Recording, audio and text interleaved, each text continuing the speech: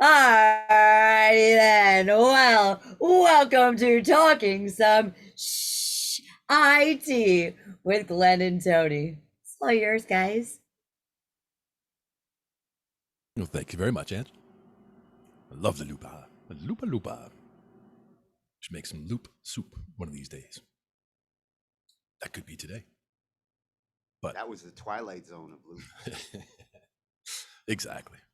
But it was, we totally planned that whole thing out. I mean, that was the way that the script went. I mean, a little bit off to the left on the script, but pretty close. How you doing up there today, Tony? I see you got your cameras all going nice. Oh yeah.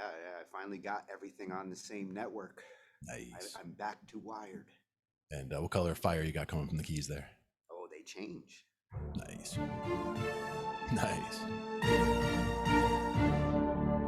I actually programmed it to change based on certain keys. So every time I hit anything from B2 to B3, any one of these notes will trigger different visuals. Nice. So it just happens while you're playing bass down there, or if you want to trigger it, you go down there. Well, yeah, anytime I'm playing bass, I'm randomizing. Mm-hmm. Very cool. It makes for fun, especially with the piano. Mm-hmm.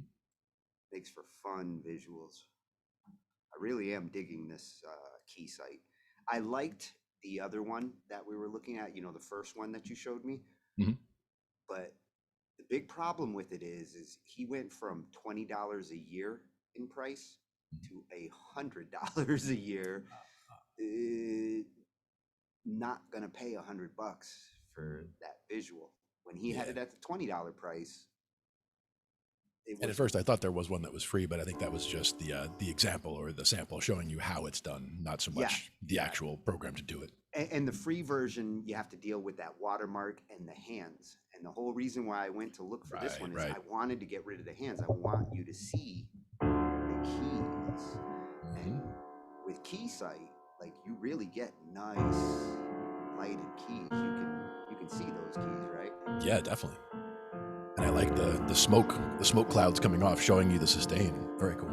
Yeah, that's the other thing. This one supports different events for visuals. So like it can pick up my sustain pedal, and I can actually set my sustain pedal to be a trigger. If I want to change those visuals every time I hit the sustain, nice. Very, very easy to set up. Using that as the trigger, sure.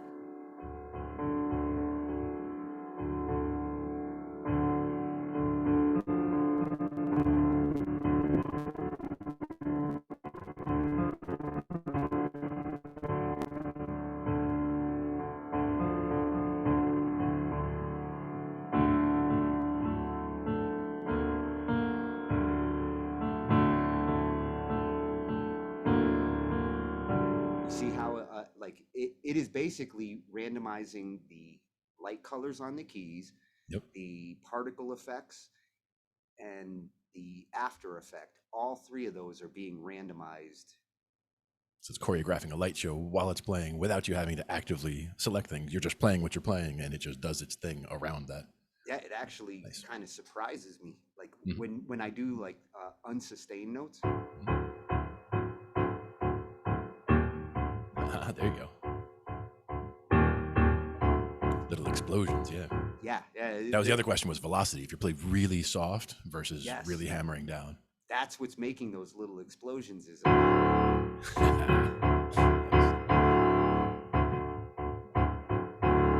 which really helps me to think differently about what I'm playing. It's like when I'm jamming with Ange and just bouncing off of her.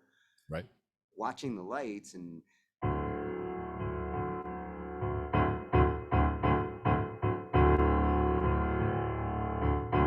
that whole difference in long and short notes is one of the big ways to get variation into something without having to, introduce new notes that could clash with whatever else is going on. You can stay on that same note, but by varying up the tempo or the, how you hit it, how fast, how slow, how quickly, how hard, all those things can give you different feels for the same note without having to introduce other things. Yeah, and if I let it stick on an effect, like if I go and set it for one, because like I really like this fire one. Nice. Fire is always a good choice.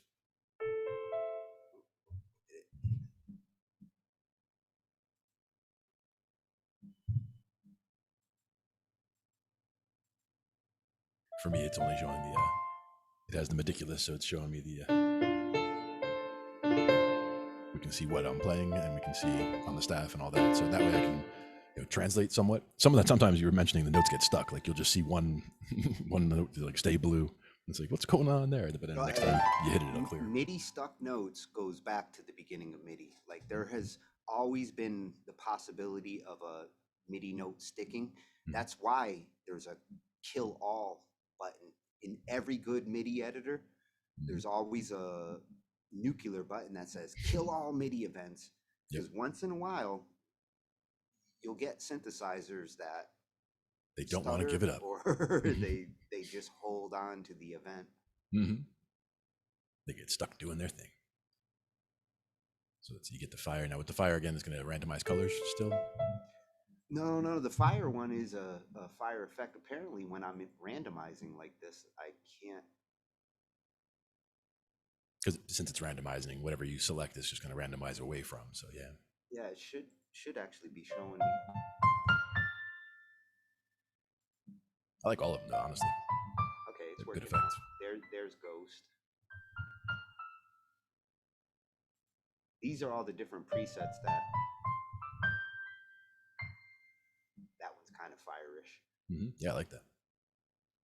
Kind of like a firework explosion at the end. Oh, and the rainbow, this one's for Ange. Yeah.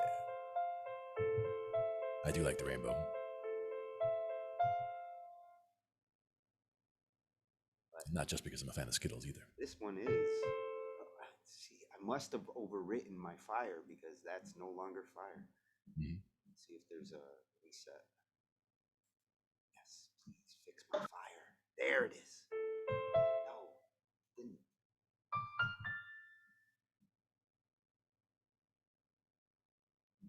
Yeah, I must have overrode it. We're gonna have to find a way to.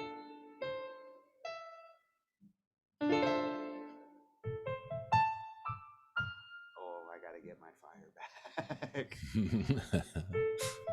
Gotta get Tony's fire back. Yeah, it's my favorite one of the presets. Apparently, there's a ton of presets you can download. That's the other reason why I was interested in it. Is it's based off of the Unreal Engine. This is a Steam app. Nice. To add it, I had to add Steam and $20. Easy purchase. It's not a yearly thing. It's just $20. And of all the particle effects generators for MIDI, you could be triggering this from a guitar. You could be triggering this from a keyboard. Yeah. Everything making this happen is a MIDI signal. And to me, the whole thing about getting it lined up with the video on hands would be just getting a camera above and looking down at the keys and getting the size approximate, like, zoom in, zoom out, move the camera up and down to figure until it fits exactly with, that, octave per octave. And looks like it lines up. That's the next thing that I'm adding. I had my iPhone actually up above right. on it. And I did line up the keyboard so that way you could see my actual keyboard. You could see my hands. On top of that keyboard. The problem is the iPhone wasn't playing nice. The camera wasn't keeping up. I think I'm gonna go get one of those USB 3, nice 1080 or 4K, and just mount it, and get it so it's always ready to capture that. It's not something you want to have to go and turn on every time you want to use. I have to jump on my stool here and try to activate the app. Phone cameras are useful. Like everything you see here on my left and my right, those cameras, they're phones that are coming through OBS, but I have to turn them on, run the app. It's a little bit of work. Yeah. I don't want that overhead camera. I want that to always be ready. Yeah. And that's why for me, like if I have the light bar, like I would want to get something where I just have it clamped on the light bar and just kind of have to come out like 2 feet and then I'd be straight over where I want to be, like straight over middle C, and that way elbow shot, straight over middle C and be able to see what's going on and get it lined up the way it needs to be so that, again, it doesn't have to be perfect, but if it's at least left to right, like if it's zoomed the right amount, then it would look like it would fit properly for the, the D. When you hit a D in whichever octave, it should look like that fire's coming up from the D and have a good fit. And the next thing after I get the overhead camera is to do what that dude, the first one that you showed me that got me looking at all these. Right. The way that this does have a 3D camera. Yeah, the spin kind of, yeah. Yeah, if I go to,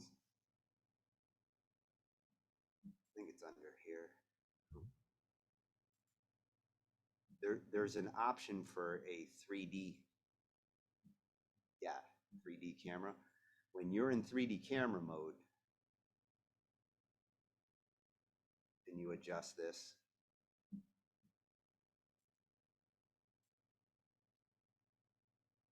you can actually like rotate the camera. And at one point I did have the camera kind of slanted, trying to get it to match. Like if I had the angle, you have the camera already. Say this right camera, and I had it lined up to like all the keys. I want the lights to kind of come up from the keys. Like at one thing though, at that angle specifically, like that's almost edge on. So like at that point, you're looking down the keyboard. So like if someone's looking, they wouldn't be able to see the difference between a D and an E or a G or an A flat, whatever. Like whatever note you're hitting from this angle, you wouldn't be able to tell the difference. But that's not as important. Just lining it up so that it is that angle makes it look like you have magic stuff just floating up out of the piano in front of you, which is the idea. And I think that would be awesome. Yeah. Does it have multiple, like a manual spin, or is it like you just choose 3D mode and it has a preset kind of that it goes to? Well, it has different presets for depending on what you're trying to do. Some things you have to activate, like the 3D.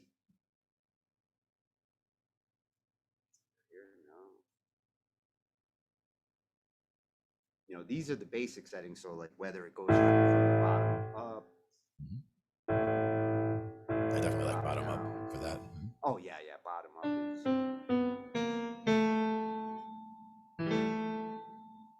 And there is one for like a fly around. That's what I'm looking for here, where it just basically flies the camera around. I think that's it right there. Fly camera.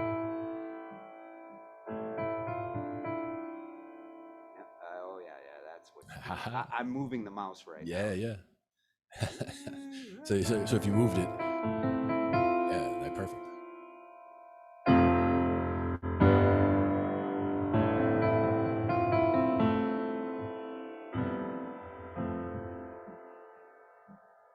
I like that diagonal. The one thing I wish, like this is sort of 3D-ish, but it's not, because you're thinking more laying flat overhead. Down. Yeah. I want to be able to, like, I wanted to actually turn the keyboard into, like right now I can't see it because the keyboard's way below the screen. There you go. Now I wonder, can you zoom with that, like mouse wheel zoom in or out? This is not a bad view. Like here, it's for me, I don't see it at all, because it's like I think your pictures are blocking it. It's all I see is fly camera enabled. Oh, it's not showing the keyboard yet? I think it's above. If it's in the top half of the screen is your cameras. Let me see if this is in there. Oh. Okay, can you see the keyboard on the top right now? Probably not, huh? No, the pictures are on the top. Yeah, let me turn off the cameras.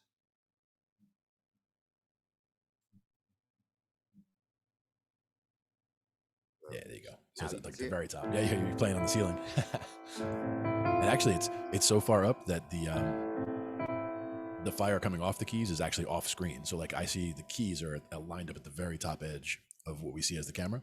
Yeah, what I was hoping, I switched the angle of the lights so that they are going top down, but apparently it doesn't. It's still above the keys, coming from the top of the screen down to the keys rather than from the keys down like you're saying, or like you were thinking. Yeah, I'd like them to come down now with this view. That's some good customization though. I like that. No matter what, they end up, if I turn it upside down. Okay, so if I do this,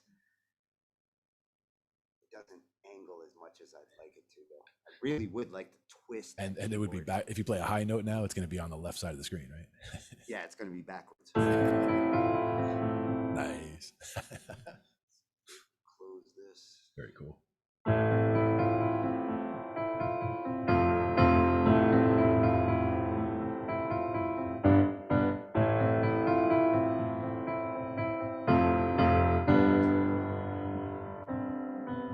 kind of like it actually, like this upside like down. that. That's very cool.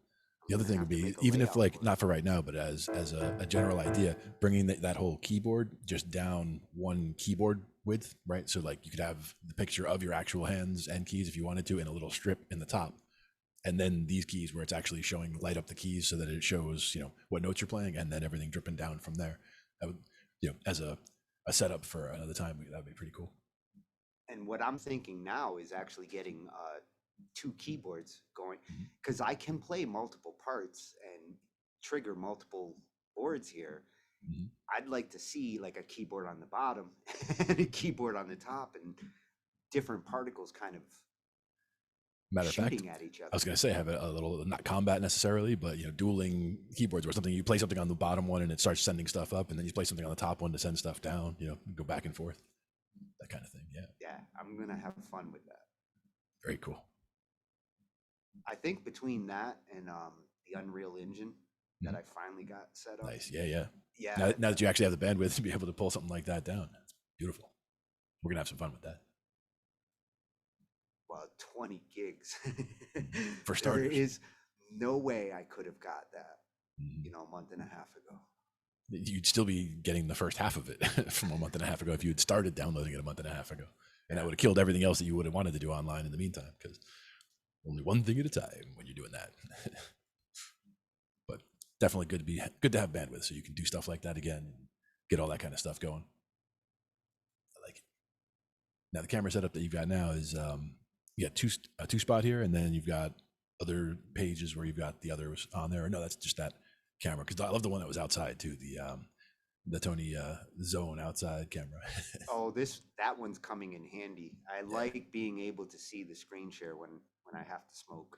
Yep. And every once in a while I see something go fly by and it's like, hey, was that like an insect really close, or was that like something streaking down, like a meteorite way back in the distance? Oh yeah, well, I think they're insects. Once in a while, there's a hummingbird out there that seems to like the camera. It's either a hummingbird or it's a really giant moth. Mothra. Got to watch out for that. Now that was mostly some D minor stuff there. We were talking before about some different progressions, and one of the ones I wanted to talk about actually uses all the chords except for the 7 chord.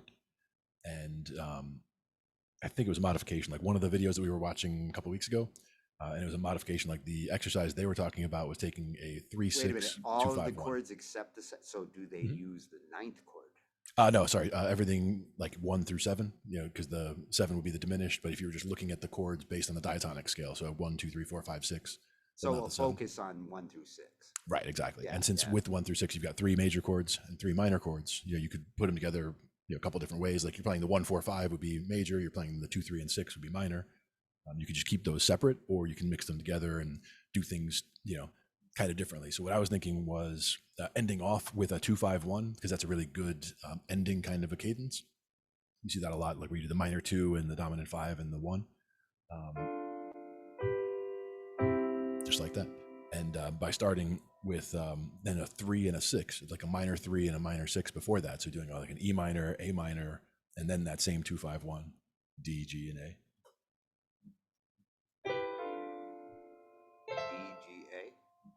E, A, and then D minor, and then the G, and then the C. So it's basically just kind of going back and forth, doing 3, 6, 2, 5, 1. The only thing I didn't like about it is that's only 5 chords in the progression, so I wanted to make it an even number. So I was thinking if you get the 4 in there, trying to go, and you know, sometimes you'll get that one famous progression of 1, 5, 6, 4. So knowing that the 6 and the 4 a lot of times will come, you know, after each other, I was thinking doing 3, 6, 4, 2, 5, 1. So that would be starting with that E minor, and then A minor, and then F, and then the D minor. Oh, I like that one. Now I played it inverted. You were playing the. Would you go E A D? E A F actually. E A and then F major.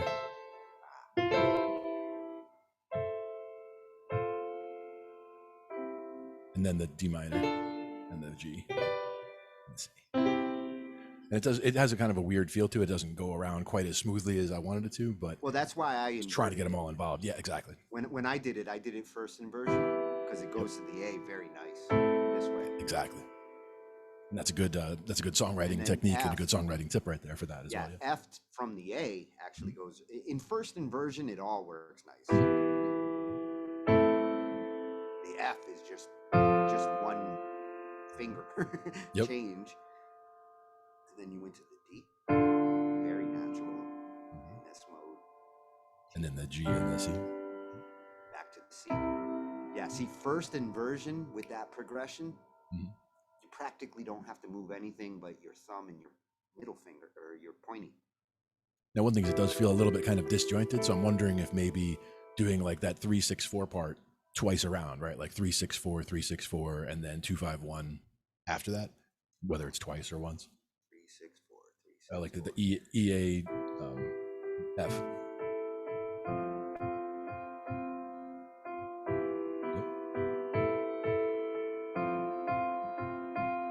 And then that D minor G, D minor G C. Oh, it does nice, especially if you do it twice just for emphasis. Yeah.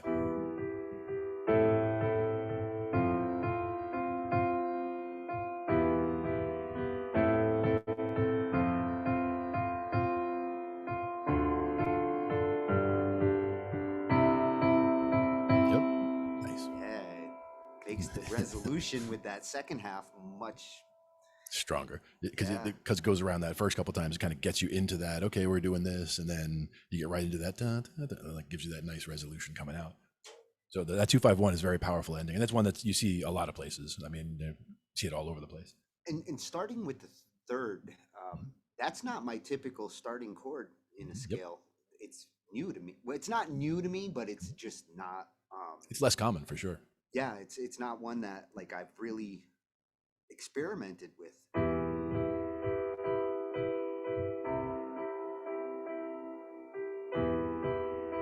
You know, the third works so good against the root, but it's not your typical starting note because it feels like it wants to go somewhere really quick, like either up, down.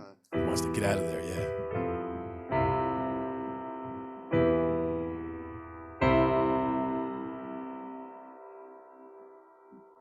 Yeah, I really like that visual, man.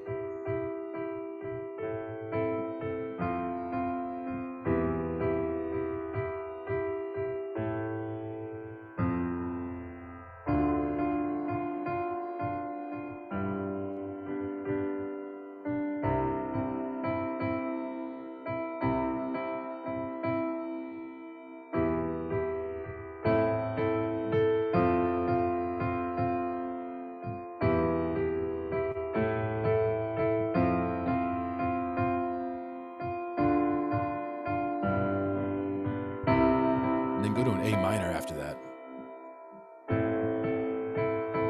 for that 6. Just because that last 3, that 2-5-1 that you're doing, if you do it as a 2-5-1-6, you can keep that as a 4-chord thing going around. I almost don't feel like I'm in C at the moment. Nice little walk, yeah. I mean, every time I go back to it, I remember I'm in C. But while I'm doing those progressions, it doesn't feel like I'm in C.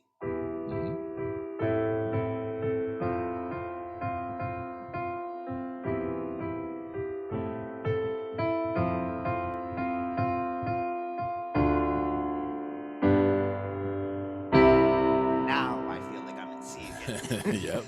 Coming home, exactly. Yeah. But now, there's other ways to do that too. The 2-5-1 is one of the good ones, but you can also walk down to it. Like if you wanted to go from the 3 to the 2 to the 1 at the end instead of a 2-5-1.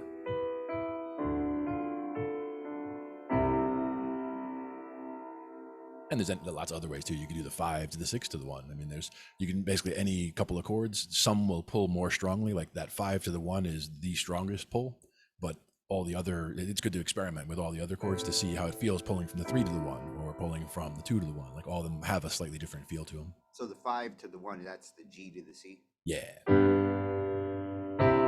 Yes.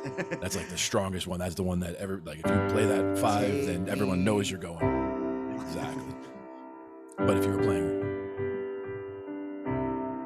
playing the 6 to the 1, like going from that A minor to the C, those are they feel so similar that there's not a lot of resolution to it. It's kind of ambiguous. You could be playing major or minor. Because most of the A minor chord is a C chord. Yep. Like the two of the 3 notes in the A are 2 of the notes in a C. Yep. The only difference is the C has a G. And if you play all the notes in each of those scales, they're all the same notes too. It's all the white notes. So they're all, all the same notes, just slightly different emphasis. And that's, those 2 tones that are the same in both chords is what you can focus on. If you were playing something that had a lot of bouncing back and forth between major and minor, between that C major and the A minor, you can get the major feel by doing a lot more of the C emphasis and get the minor feel by doing more of the A emphasis. Yeah, a 6 to 1 works nice if you do it right.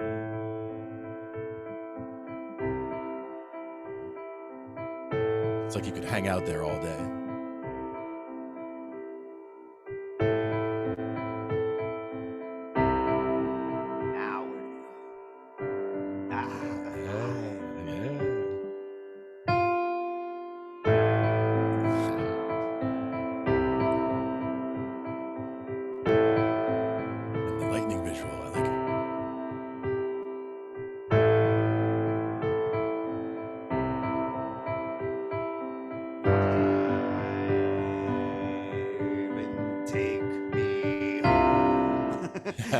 Yep, exactly. Feels good. And again, I love that visual, man. It had the lightning going right there, which is very cool. Yeah. Some of them really make me want to play more. Yeah, absolutely. It's like, hey, it's like playing a video game. And actually that reminded me in a way of Rocksmith. When I was using Rocksmith, 2014 or whatever it was. I had it for the PlayStation, and I'm looking at it over there, PlayStation and on the PC. But that was the one where there were video games in it that you would play the guitar. Like you'd have the guitar plugged into the PlayStation through a special cable that it had that you got with Rocksmith. And it was basically the precursor to some of this stuff, being able to play into the computer and be able to record things. A lot of these visuals were conceptualized because they wanted to make Guitar Hero and Rocksmith apps. And now we get to utilize that in our performances. Yep. And I definitely love it for the visualization. For me, the visualizer I have on this one, like it doesn't pick up all the time. Like it only picks up when you talk. You'll see it on my screen, but like you see me talking, it doesn't come through because it's only picking up the sound that's not coming in through my microphone. Oh, your lights, you could trigger them from... Well, the lights are doing the normal stuff. Like I just have them just rotating. They can be set to react to sound, but I don't have sound going in the apartment because I have the headphones on. Oh, but shit, you got to route some sound to those. I want to see them dance. Yeah. Well, this one here, like check it out. With the laser, there's powers going around the bottom. But if you turn it on to sound, then right now it'll do nothing until there's like loud sound. Like, you can see it like oh, it's picking up. Like pulses like very, very briefly. But if you had a sustained, like really loud music going on in the apartment, then it would be, you can set the threshold for how loud it'll be or how much it'll dance. But you can go with different speeds, so you can crank it to way fast so that they just keep moving around the little dots. I'm not sure if you can see the little dots completely there. Does that box let you take triggers from external? Like can you pump the audio into it through a jack? No, or it has literally just MIDI? a power 2 knobs, a selector switch, which is the off switch as well, and then and that's where it goes to the flashing as well. So it can just be automatically flashing, or you can have it set to flash where it responds to the music and it'll only spin and flash when it comes on. It does have some nice combinations of patterns. It's like it's as The other cool one's as over there these. too. The other one's over there, the bluer one. Cover that one so you can see just the laser. Yeah, the laser. This little one is just the red and the green. But the blue, I guess you can see better like that with the laser. You're the only friend I have who's cool enough to have his own light show in his living room. and I can travel with the light show too. Take it on the road. I would love to be able to have a light show. I wanted to invest in lighting equipment back in the 90s when I was trying to build a studio. Lighting was one of the things I was ready to throw like 10 grand at the time. I'm kind of glad I didn't, because that 90s lighting technology. Yeah, the technology changes over time, and it's no longer useful. And those gel pars or the gel lights that were like super hot and all that. Yeah, everything was based off of coming from photography. For me, I was kind of like, I'll get these both for music and I can use them for photography. At the time, that's what I was doing as a living. Mm-hmm. But gels and the things that made the special effects back then made those lights not last long. Bulbs burned out quick, and the burnouts are the worst. And when the bulbs go, it's 10 like grand, and a year later you spend another 10 grand replacing shit. Mm-hmm. Now with this is also that LED, 4-bar light. LED really changed the lighting game. Yeah, and that's what this is. This is an LED 4-bar. So like each of the lighting elements on it, there's 4 lighting elements, and each one is like this big, and it has like 3 little windows of LEDs on each one. So right now I have them set where they're each different colors. So like that one's purple, that one's green, this one's red, and that one's blue. It's going through a pattern or a program that's programmed into that controller board and they that work I have so over there. Smooth. Mm-hmm. Those don't burn out like a bulb. Yep, they don't burn out. You can, I mean, not that you would treat them roughly, but I mean, that was one thing with those par lights is like, you know, that you had to treat them like they were made of china, you know, or crystal, because if you even bump them a little bit the wrong way, you burn them out and all that, where these are much more sturdy. Or you fuck up the signal, electrical signal, and it just wouldn't get electricity because. And these are all DMX now, so it's the same. It looks just like XLR cable, but the shielding is different, and it's for DMX cable. So that's for the lighting. So I have 2 50-footers, or no, 2 25s and a 15. So I can go from the one bar to the other bar and then to the control box. And the DMX is key to being able to send it signals and say change to something, right? Like the DMX is what you guys use to switch. Yep, and the controller I'm using is this one right here, the ADJ DMX controller. So it's got all the buttons and sliders, but if I want to go, for example, to the single colors, I would go to the first bank, and then like 1 is the red, so it goes full red, and then dark blue, and then light blue. So I can like go through, and like anytime I want to, I can select any of these and have it go to them. And as far as it takes about a second right now for when I hit a button before it'll go to that next color, it'll like meld into it because I have the fader set that way. But if I bring the fade to 0, I can just snap from one color to another instantly. Oh, nice. So you can control the transition time between the changes. And I can set it to be, and it has a slider for the timing also. So like I could say, for example, stay in each color for 4 1/4 seconds or whatever, close enough, and then take 2 seconds to transfer from one to the other. So half of the time it's transitioning, and half of the time it's just at the color. So like it's going to purple now. Once it gets purple, it'll stay there for 2 seconds. Now this light over here is on a different circuit, so that's the one like it's still getting yellow. So that has a DMX input that you can talk to it. These are the DMX, right? Let's go to. Well, does the DMX do like MIDI? Is there an in and an out, or is it? There's actually a MIDI in directly on the box here as well. Oh, that's okay. So like you could send MIDI signals into this thing. Direct MIDI in, yep, and MIDI X DMX. Actually be, it could be communicating. And it has a USB on the back for USB light. This and OBS. I bet you, like, we could make this and OBS really play nice. I wouldn't be surprised that DMX is supported in OBS. Yeah, wouldn't surprise me. Wouldn't surprise me a bit. One of the things I like also with that is with one button you can also turn on the sound sensitivity. So like when I'm doing lights for a band, if they're going to go into a big drum, if there's going to be a whole lot of kick drum, like when it's not always going on. When that goes on, I can just click into sound mode and go into one of my other, transition setups, and it'll just, every time there's a drum beat, it'll transition to the next light. So I can go and just have it like chain right down the line, as if I were sitting there hitting the buttons like a madman, but it's just following the sound when the sound is going crazy. And I also usually throw a strobe light under the drums, so I can just turn that on at the same time, and so you have the strobes going under the drums while this is all going on. A strobe light is a necessity in a light band. Yeah. Some people would say so is a fog machine. So like I'm still kind of like the JV level, junior varsity level sound or lighting technician, because I do need I need a fog machine. I need some better lasers. Like this is just one laser unit, but some of the guys I work with have they have 4 of these heavy duty poles. Like instead of just one light bar pole, they have 4 of these enormous poles that have, a bunch of at least 4 or 6 pars on them, as well as a couple of the Kinta lights that have like the beams coming out, not necessarily lasers, but you see like wide beams.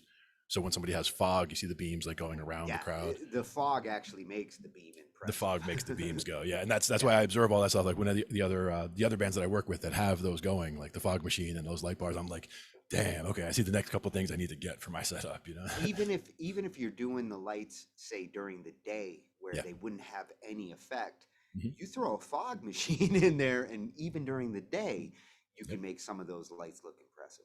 And some of the videos that I've gotten just the last couple of days, even just in the last couple of gigs last week, we had some of that going on where we started. It was definitely daytime, and then it wasn't really starting to get dark until the last 3-4 songs. But you definitely see the full effect of the light bar for at least the last half of the show, if not more, because it was still light, but it was dark enough where the lights and the fog machine together were getting things looking good over there.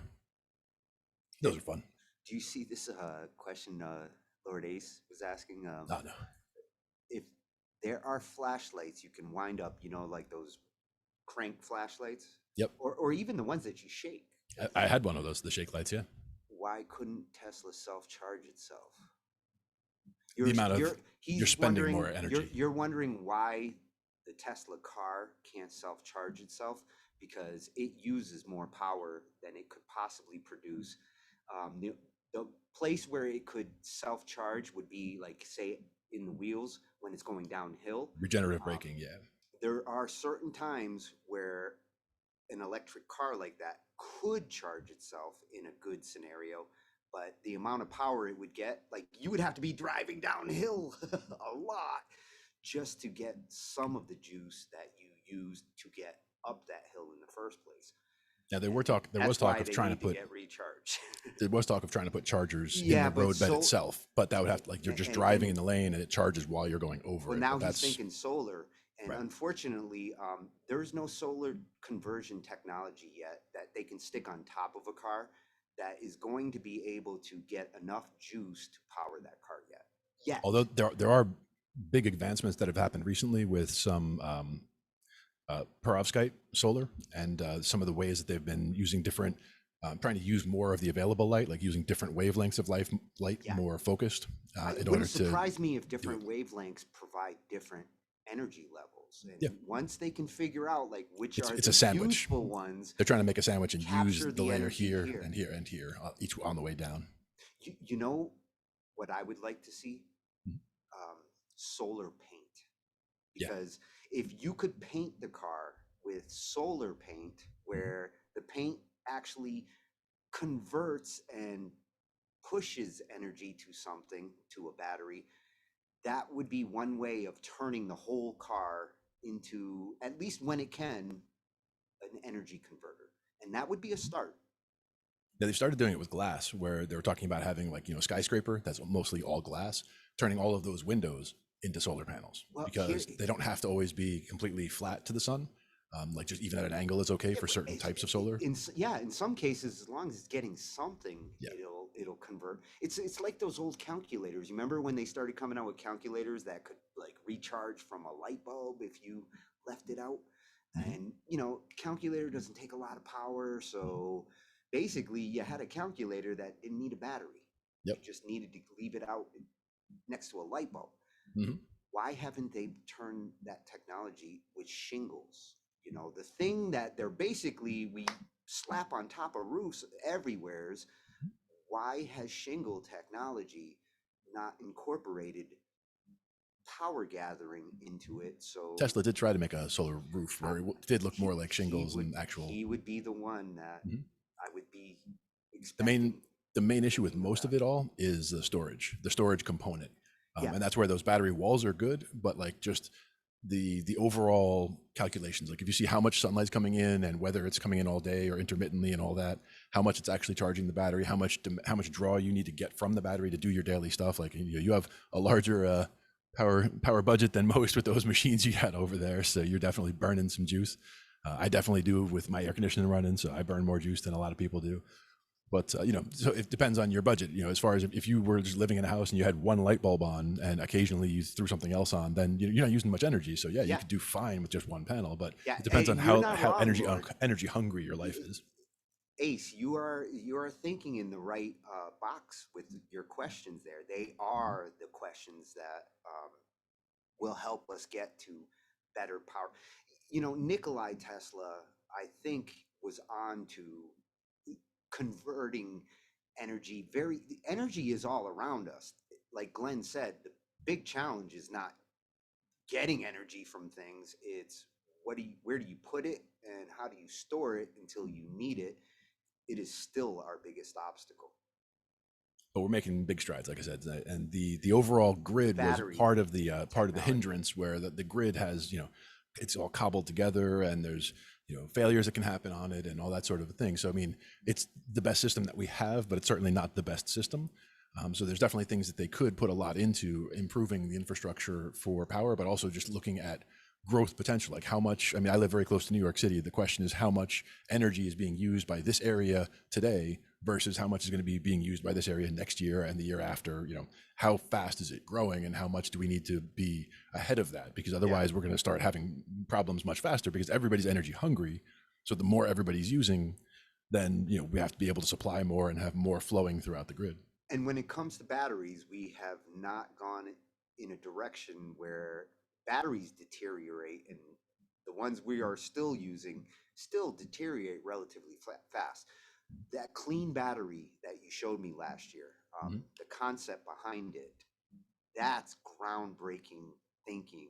Yep. If they can get a battery to be like reusable, that was the liquid, where it doesn't deteriorate. Was that the liquid metal one, where the entire battery? No, that's the guy who's basically building batteries out of dirt. Yeah, like his philosophy is like, why not use the most common things that you have to do what a battery needs to do? And from his claims, he was developing a battery that it deteriorated, but it deteriorated over such a long period of time that it basically all the things that would normally, your battery wears out in 100 years. All the things that would normally kill a battery are things that it doesn't have to worry about at all, because there's no really components inside. It's just 3 different materials that are at room temperature. They're just all solid, or in like a gravel form. And then when you heat the battery up, you have to actually heat it up. The one I was thinking of, the liquid metal battery, you have to heat it up to 600 degrees, let's say. And at that point, the materials become liquid, and just due to the different density of the metals, the one floats to the top, the one floats to the bottom, or sinks to the bottom, and then the one is in the middle. And then it works as a battery, where it's as you charge it, it pushes all to one side, and then as it discharges, it pushes all to the other side. But it's regenerating the entire thing as it goes back and forth. Yeah, and that's the key, is the regeneration. And I think the company name was Ambri, A-M-B-R-I, and I'm not associated with them at all. I remember seeing a presentation on that. But the thing about that was battery approach. That was the liquid battery, but that was one that the main thing is, like, that's not a battery for your cell phone. That's not a battery for your house. That's not a battery for your car. That's a battery for the energy grid. To be running these batteries at 600 degrees and being able to control or better regulate the fluctuations in the power grid that you get from intermittence. Like even with the liquid approach, I mean, they were getting like 99% reusability. Yeah, like very little fall off. Very little fall off. Used. And the main thing was the fact that there's just no components. Like, you're not worried about, with most batteries, a lot of times the cycle, as you go back and forth, charging, discharging, the battery itself is eating itself. Like, sometimes there are dendrites or things that grow from one side of the battery towards the other to cause a short circuit, which can cause a fire and all that kind of thing. With this battery, if if it has any kind of a problem, it just gets colder and gets, solid again. It's like, there's no problems with it. It can't explode. It can't anything. It's just, 3 different types of thing that are liquid metal. Always, when it comes to batteries, that was always the thing that scared me. When I was a kid, I thought batteries exploded. I thought if you lit them up, like, they could. It would be bad. And there were some I saw a thing on when they were like a big shredding company. They can like shred computers and large things that you just throw in there, and the thing just eats them, shreds them down and destroys them. But trying to get rid of certain things like batteries were one of those things where certain things you got to be careful of, because there's acids in there, there's different materials that you don't want getting out, or if they're exposed to air, there could be problems. So they had ways of dealing with certain ones where the battery would normally is the one, do not puncture, do not, do not dispose of in fire, et cetera, because it would be bad for the battery. But then if you take it and you first freeze it, like they go through a whole process where, okay, we put it in the liquid nitrogen here, then we can go put it through the shredder and it shreds it fast enough where, the components are all basically no longer within, range to react with each other and can, are there sort of safe. They don't have a chance to combust and just explode because you froze it before you shredded it. But it's just, a lot of steps they had to go through to make that happen. Yeah, see, I didn't really deal with like batteries doing shit like that until the 90s, and when they started making rechargeable batteries, and you'd leave batteries in something for like 10 years and not use it. Like I opened up a camera that I hadn't used for 10, 15 years that was in my camera bag. And unfortunately, this $1,200 camera was no longer usable because the alkaline battery that was in it just disintegrated inside the battery compartment. And I've left a battery in a guitar like that, and just essentially I forgot that it had a battery in it, and I hadn't touched the battery. You don't have guitar to change it a lot. You take for granted batteries that it's like computers.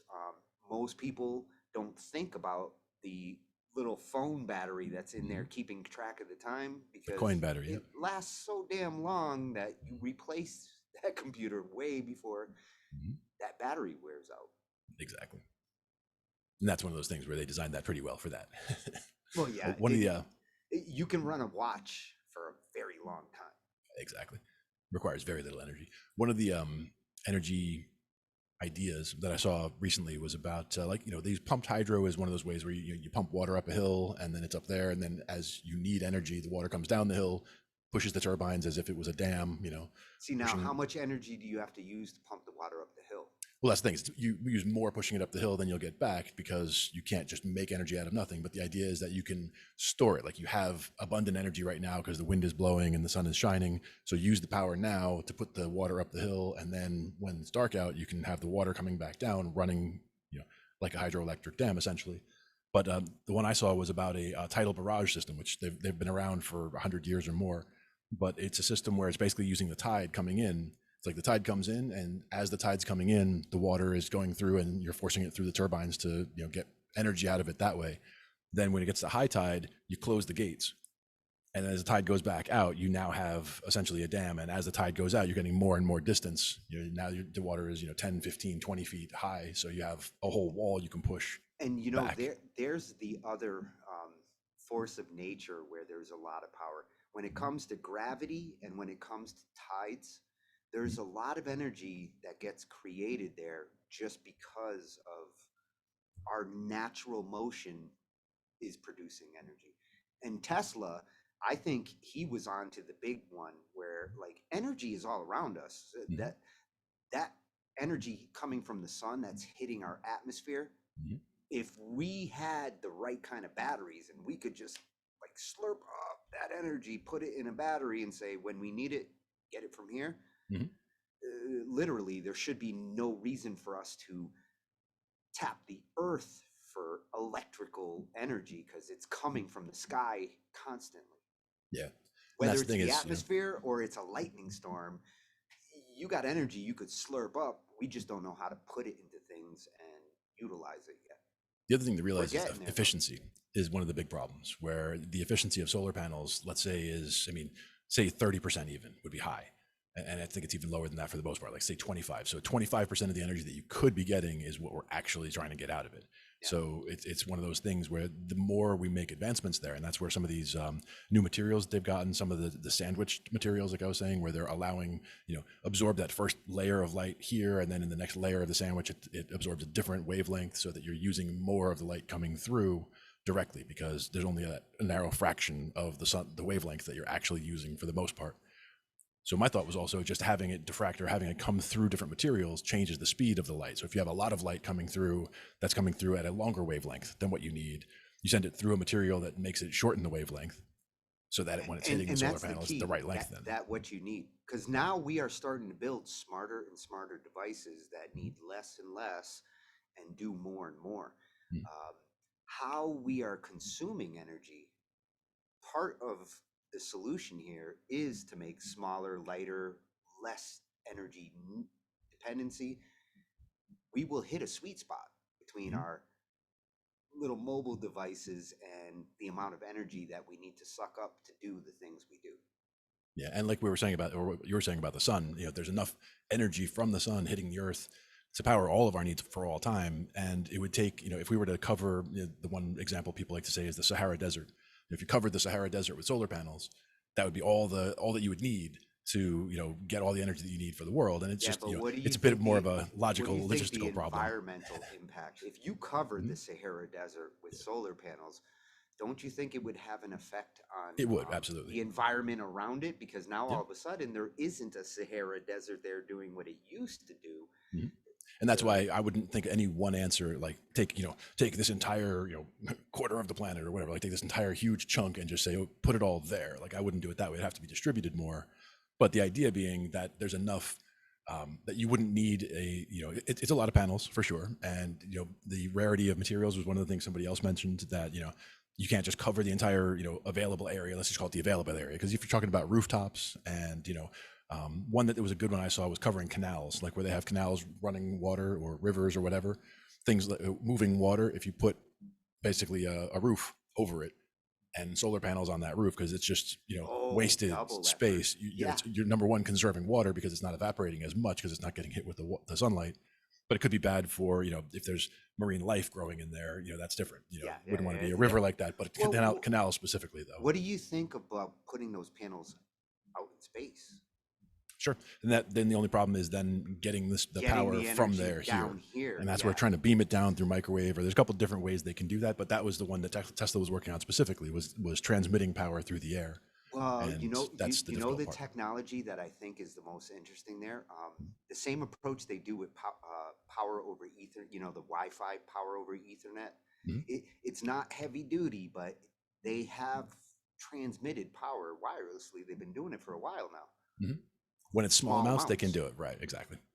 And to me, the one that made sense to me was to think, for example, about a piezoelectric crystal, where, if it takes a physical shake, it makes electricity.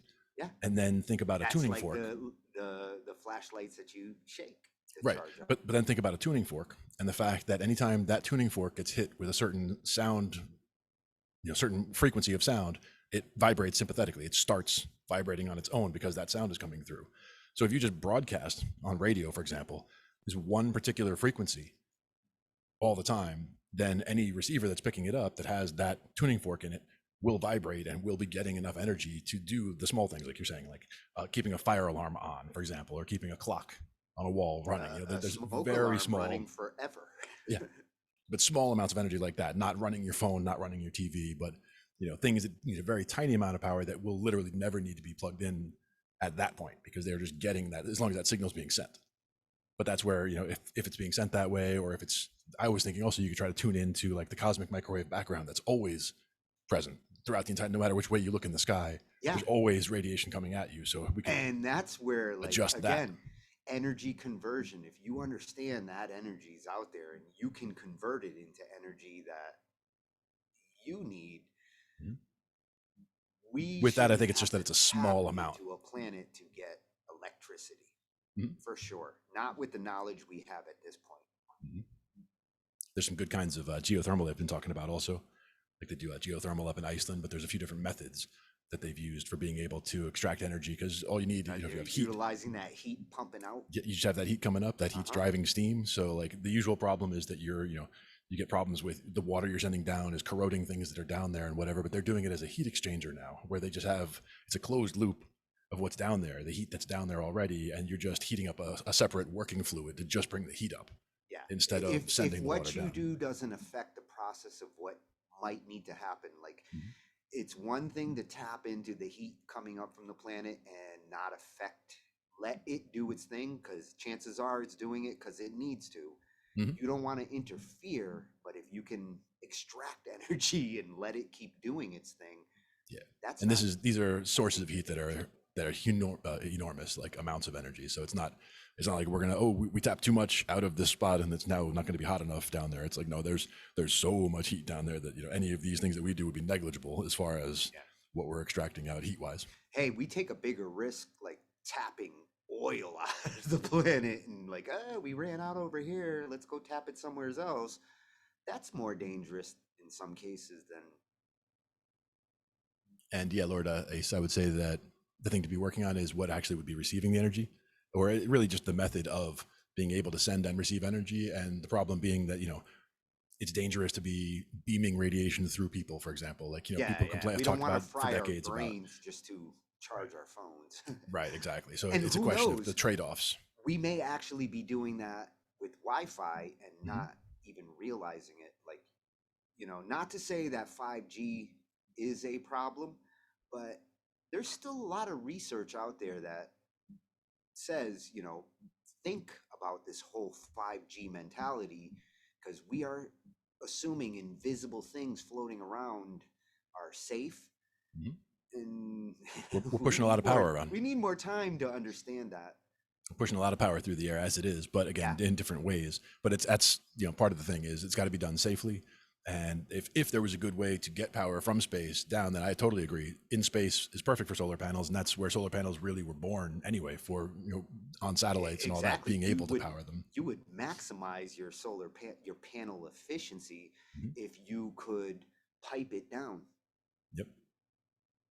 And again, you could, if you had limited panels, or you could utilize more power with a single panel, if you were to reflect sunlight onto it. Like there's solar reflector stations down here, where instead of having all solar panels out in a ring, that would be the other thing. They have mirrors out in a ring, and the mirrors all focus all the sun onto a single tower, and that tower heats up ridiculously hot because it's got thousands of mirrors pointing all in one place. Yeah, but that's no solar panels. That's just you've heat seen power. those. You've seen those like solar.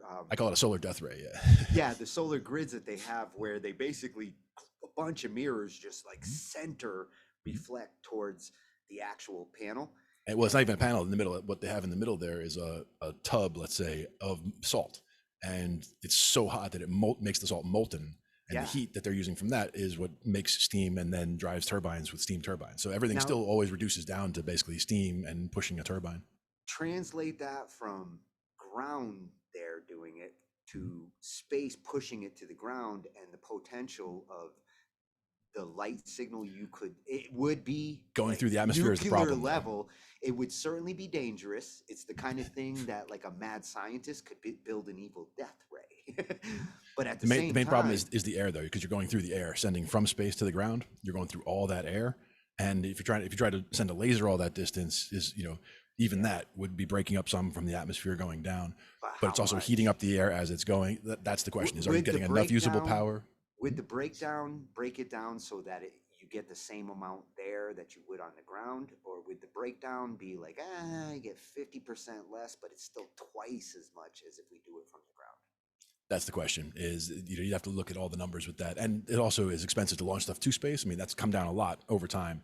But taking the panels, getting a ship, something that's going to be out in space and being on its own out there, as a power generating station, and then always having it point at the right place on the ground and sending the power to the right place. That's all logistic stuff that has to be looked at, and is that easier than putting the panels out in Bill's backyard and just having the sun hit them? That's, believe me, the trade-offs there. They are fighting for space out there. Low-level satellites right now. SpaceX is at war with Hughes Satellite, because Hughes Satellite has a patent on the 1 gigahertz. They have a spectrum where they're holding the rights to, but it ties into all these low orbit SpaceX internet services. And if that patent holds up, basically they're going to cut off like 70-80% of the functionality of low orbit satellites, because none of them will be able to transmit, because the frequency range is owned by Hughes, and Hughes is saying to the FCC, we don't want anybody broadcasting in this range. Now, that's fine and dandy for American companies who comply, and I guess if that's the case, then SpaceX will have to bite the bullet and say, we can't use this range. But you can bet your ass there will be companies in other countries who'll be like, we don't care about your patent, and we will put satellites up into this area of the orbit, and that's why everything has to be do it. There should be treaties, that are covering that sort of thing. That who can put what where. That's important stuff. Plus, as we're getting to that point where the who's Kepler going to limit, be the founding fathers for orbiting shit around our planet? Because it ain't going to be one country. Well, the real problem is that we're already approaching, if we haven't already passed a point where there's so much stuff up there that if you get one or two real bad failures on a couple of these things, or they crash into each other or whatever, the amount of debris formed by a couple of them causes a cascading chain reaction. It could literally render space unusable for us because, again, it could just be everything's floating along, doing its thing. Everyone planned everything right and all, but a micrometeorite comes by and hits something just right, where it knocks it just the right way to knock it into something else. And then those two hitting causes a debris cloud that cascades and hits everything else on the way down. Not to be doom and gloom, but I mean, that is a real scenario that can happen as we put more shit up there. That's more chances of shit hitting each other. Yeah. Right now, they're playing at a closer level. They've gone from high orbit to like the whole reason why this Starlink connection I have is so much faster than Hughes. Starlink's is a low level orbit satellite. I'm getting like 80 to 100 megabit connections. And you're handing off from one satellite to the next as they go by, right? The best you could get from Hughes, even on the best day, would be 12 to 15 megabits. That's not even broadband. Yeah. Broadband is 20 megabits or faster. Hughes, with high orbit satellites, couldn't even get that kind of connection. With the low level, they are getting better connections, but they are also putting shit much closer in orbit where point of failure is a given. Stuff will fall. Yeah. Now, another chord progression I like talking about is the 1-5-6-4, and using that either that way, 1-5-6-4, or going and turning it around. Like I like ending with a 5-1. So like figuring out whether we want to start 4-6-5-1 or 6-4-5-1. See which one of those feels better. I like them both. 1-4, 1-5-6-4. You said that's one way up.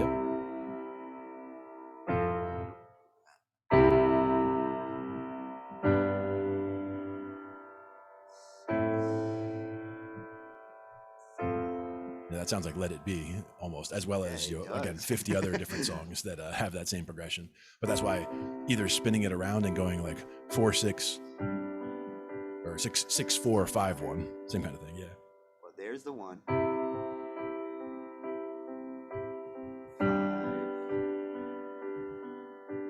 6.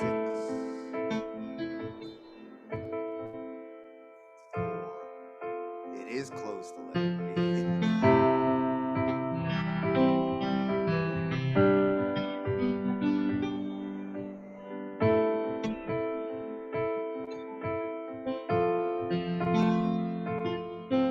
The 4 almost feels like it's fooling me. Like the 4 doesn't have to resolve back to the 1. I could see a key change from that 4 if I really wanted to. Well, that's the thing right there. Take that 1 to the 5, the 6 to the 4, and then you're thinking somewhere else. So try either the 2 or the 3 from that 4. Those are the ones we haven't really gotten to yet.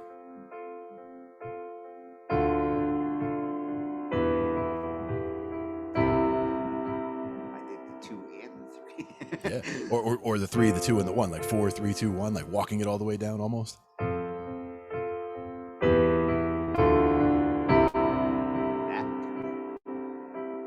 Nice.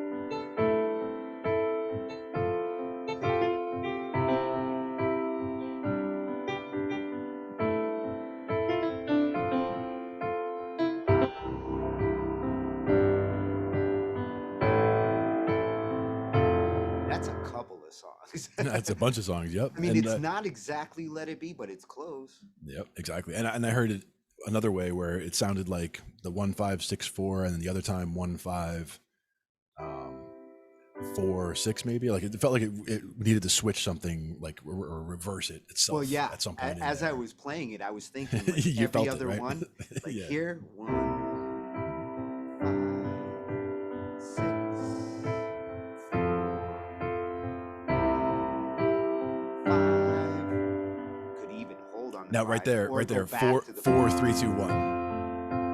That's where that 4-3-2-1 Yes, felt like something okay. specific. So, yeah. so here's my variation, just like what you said there. Yep. On the second one, it drops down 5-4-1. Mhm.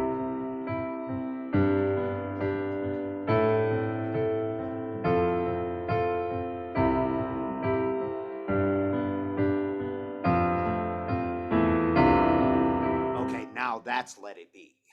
see, That is Let It Be. And that's where I felt that coming. Well, it feels very natural too. Yeah.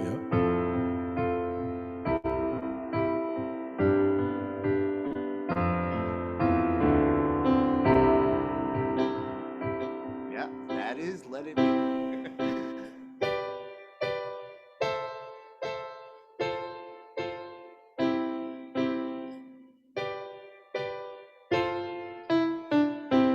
Yeah, Somewhere you around gotta there. love those. I love those drop downs. Like,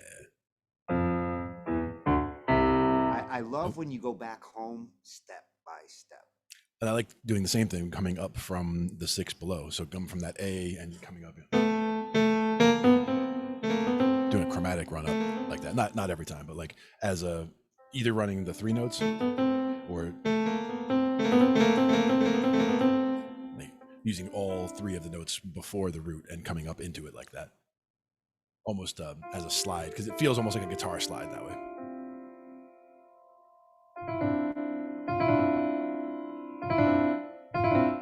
That's what you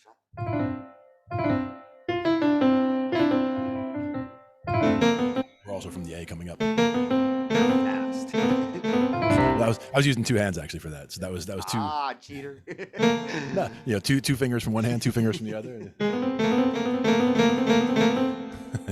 Oh, and you're doing that A thing. Yep. Yeah, And I've been any little playing things with like that. that. I've been playing with that little A chromatic. Nice.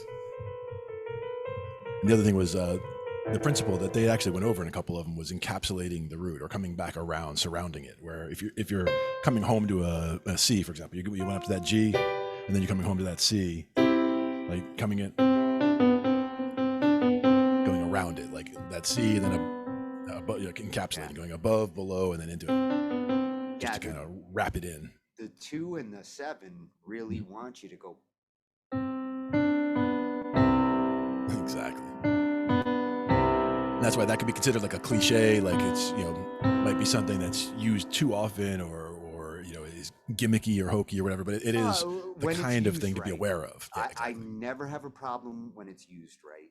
And for the most part, in general pop music, and like it's rare that a record studio is going to let an artist not use it right. So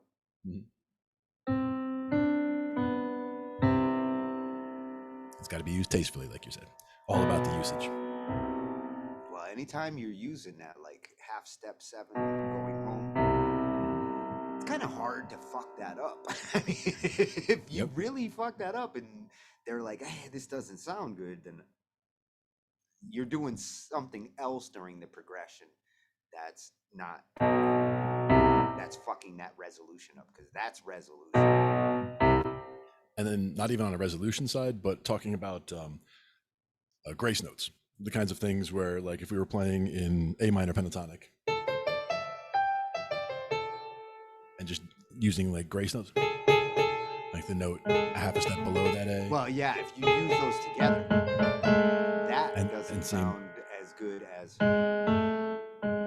resolves. This clashes. Yeah, you don't want to hit them together, but the idea is to play off of one. Like you're trying to get home to that A, but you're going to slide from that.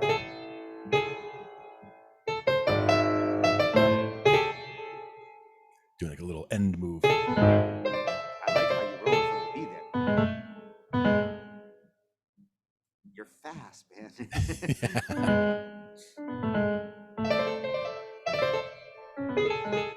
See, that's your desire to play jazz and hanging around with Jeff Beck. Huh? A little bit. Yeah, I don't Also, that's a think like- crossover. I don't. My fingers don't think fast. What I was trying to do is just think about pentatonics, because of the fact that if you're thinking about a pentatonic scale, you've only got 5 notes in the octave that you have to worry about, and you got 5 fingers, and they're all within that octave, so you can reach them all. So it's like with A minor pentatonic as a perfect example, you got the A, C, D, E, and G. And once you're kind of parked over those notes, rolling them all up or down is easier than bouncing back like that. And that's just going, different notes, like go one, the first note, third note, second note, fourth note, that kind of thing.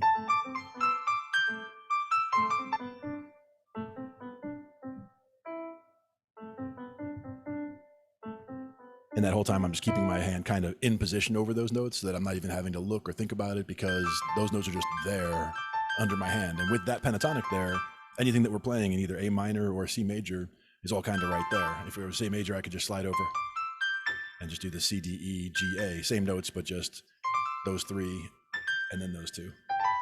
Trying to get that stuck note down there. I just thought the main reason why I want that overhead cam is to be able to see fingering. Right. Exactly. Yeah, that's the one part, like when I'm watching other keyboardists here, like it's useful to see the notes, but sometimes it's whether you're going thumb pointy middle or something else, that's where I always ignored proper fingering when I first started learning piano, which I really got in my way. Eventually your hands fall into place. Like there's just certain, there's certain fingers that work right for starting. So my thumb eventually settled in, and I realized like this is where my right hand starts from, is the thumb. And one thing I was also going to suggest for you, if you have on your right hand, these two sometimes take over. Yeah, they do kind of get in the way sometimes. One thing though is that you're talking about left hand versus right hand, and well, yeah, on the right hand or on the left hand, it's the pinky, and it's why I've always been weak with my left hand. How about this? Oh, the cable's long enough now. Oh, nice. Yeah. But as far as when I was doing those fast little moves I was doing, I can see.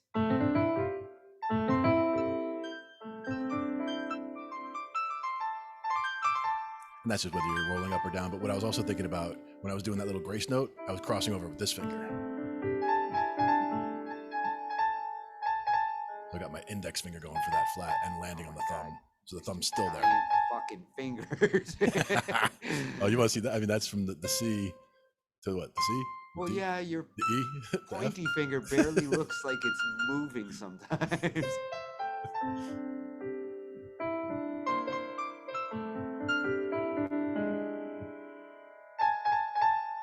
And that's where like instead of trying to go, I guess it's because I want to end up at that A, but I wanted to try to get that A flat in there.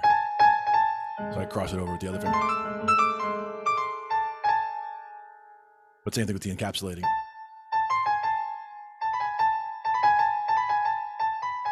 And that's just using these 3.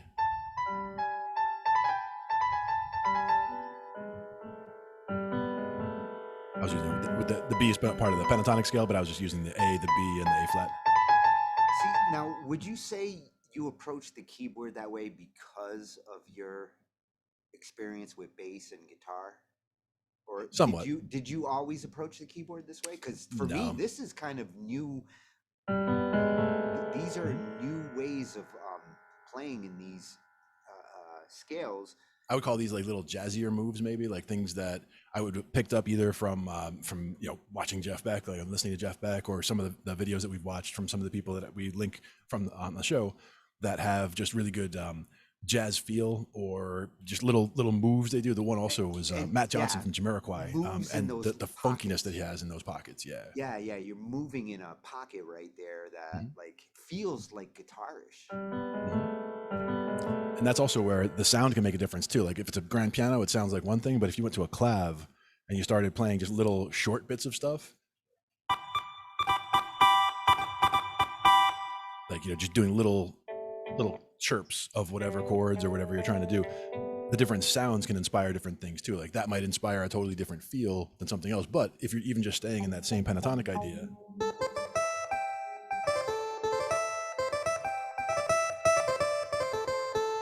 and each of those, I'm just kind of like with those little moves, kind of just doing like a, you know, if you think about the notes like 5 4 3 2 and 1, and you're just doing like 5 4 3 4 4 3 2 3 3 2 1 3, like doing little back and forth moves like that, just to make it sound like you're going somewhere, but you're not getting there in a hurry. You're not just running through a scale idea. You're bouncing little ideas.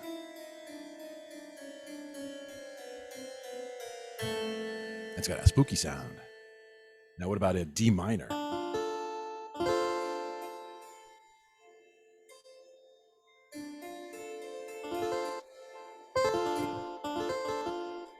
Spooky.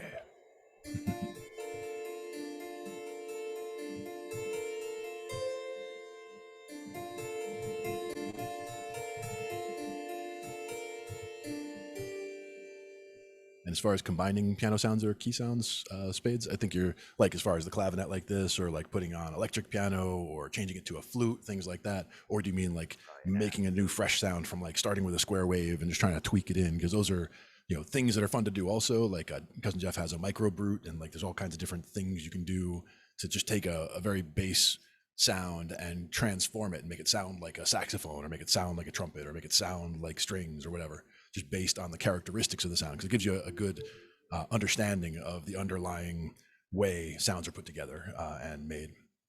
Oh, and flutes are fun. Flutes are fun.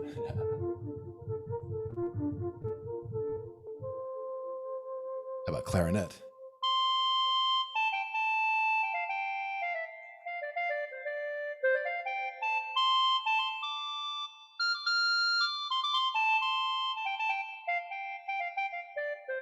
So you rip right up and down the scale. See, now that's just pentatonics though. That's the cheating. It's literally cheating.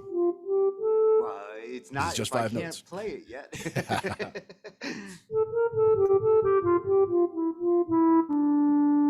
For the pentatonic, I'm using the D, F, G, A, and C. Oh, so you're really using those I'm just using middle, those 5. Yep. Yeah, those 3 middle are taking care of your 3, 4, 5. Yep. And then the pinky on the top C. Yeah, your pinky is a maniac.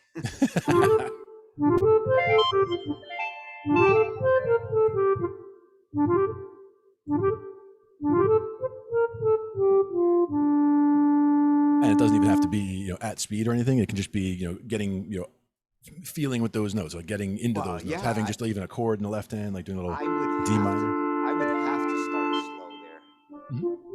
Nothing wrong with that. Getting comfy.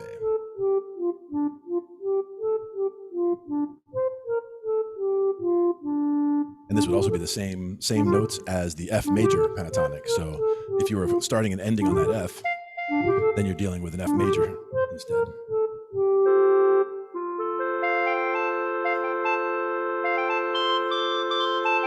Same notes, F, G, A, C, and D.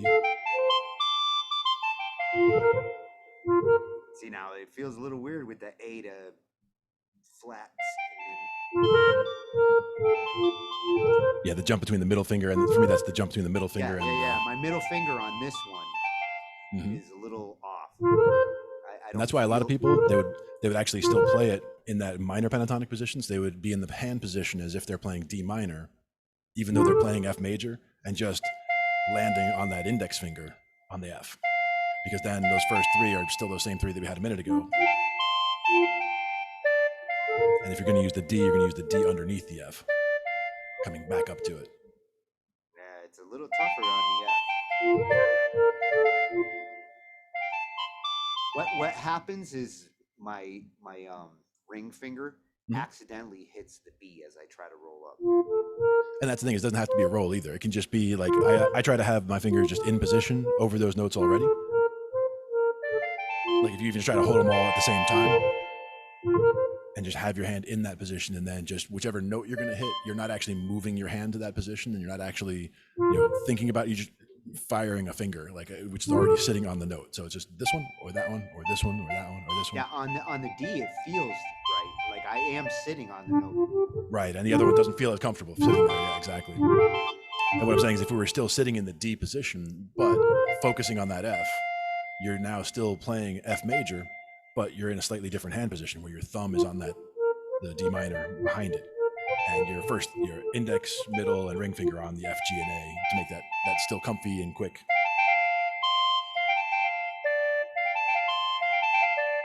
And just being able to hang out in that position.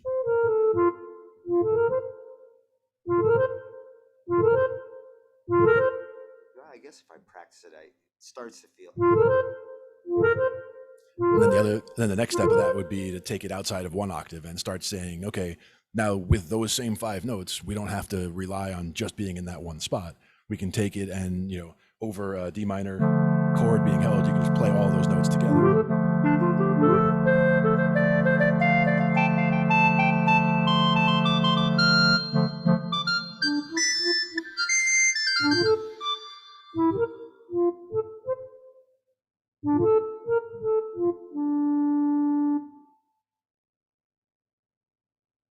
Now there's a layer option also.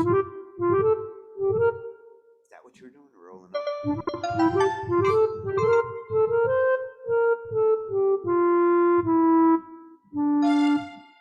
Like this would be combining sounds. He was talking about combining sounds again. This is layering a steel drum and strings. So you get a percussive front end and the steel drum and the strings kind of holding.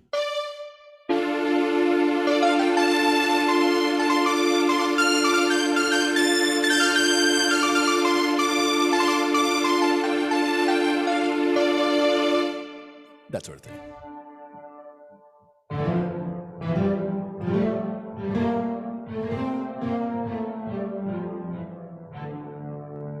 Nice.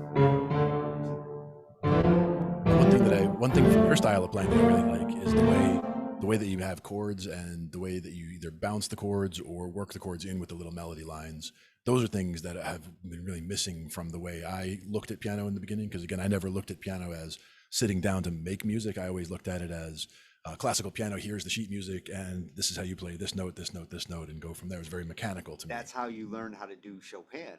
That's how I learned how to play Chopin, and that's why I probably couldn't read music. Like if I put sheet music in front of me right now, it would be a struggle to get through something. But if I heard it and had the sheet music in front of me, so I'm like, if I listened to a song and had the sheet music in front of me, then I would be more easily able to reproduce it. Because if I see things that confuse me on the sheet music, if I hear it at the same time, I'd be like, okay, I can read along and be like, okay, I know what they're doing here and then here, okay, then I can reproduce it more easily. But the thing I used to have trouble with is I would have a song that they would say, okay, here's the song that's your homework, work on this at home, and then we'll practice it next time you come back to a lesson. I would take it home and I have it on the sheet music, but I've never heard how the song goes. So I don't know the speed, I don't know I don't know the tempo, I don't know the feel, I don't know how loud, all I have is notes. So I'm just like, it's like hitting whatever, trying to figure it out. But then my dad would come home and he'd be able to sheet read it. But my dad would be able to sight read it and be able to play it the way it should be. Now, once I heard him play it, I'm like, oh, that's what it's supposed to sound like. Now I have an easier time trying to reproduce it because now I'm reading the sheet music with a sound destination in mind. Now, do you find it easier to play with certain sounds on the keys? Because for me, piano is still like my go-to. Mine was usually organ, honestly. Like I really like organ, and clav are a couple of them. I'm coming to appreciate the organ, but organ strings, I play like a certain way. Like you think more in chords. For me, a percussive organ.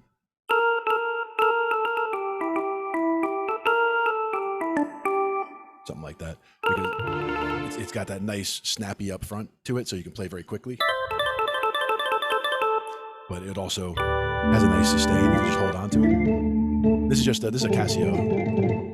Casio CTK 611 with a percussive organ is the one I'm using on it. Yeah, and the percussive organ really lends itself to fast playing like that. Exactly. And that's why for me, fleshing something out, like that's one of the things I would go for, because I can very quickly find out, like, am I in the wrong key or the right key? There it is, you know, be able to find my way to where I'm going. And if you're holding the chord, just to feel it out like that. 1, 5, Yep. 6. Nice.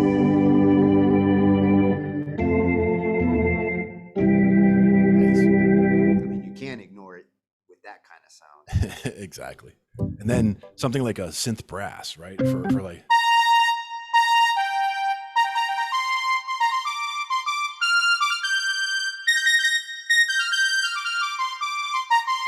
I guess that would be a G minor pentatonic. The final countdown.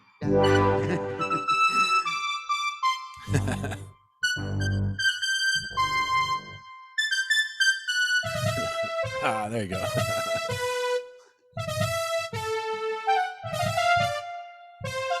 I used to know it off the top of my head.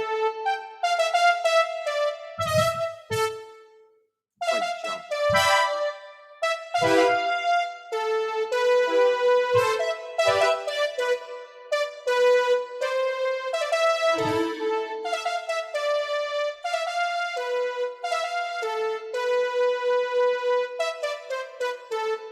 Somewhere around there. See, I would make my own variation.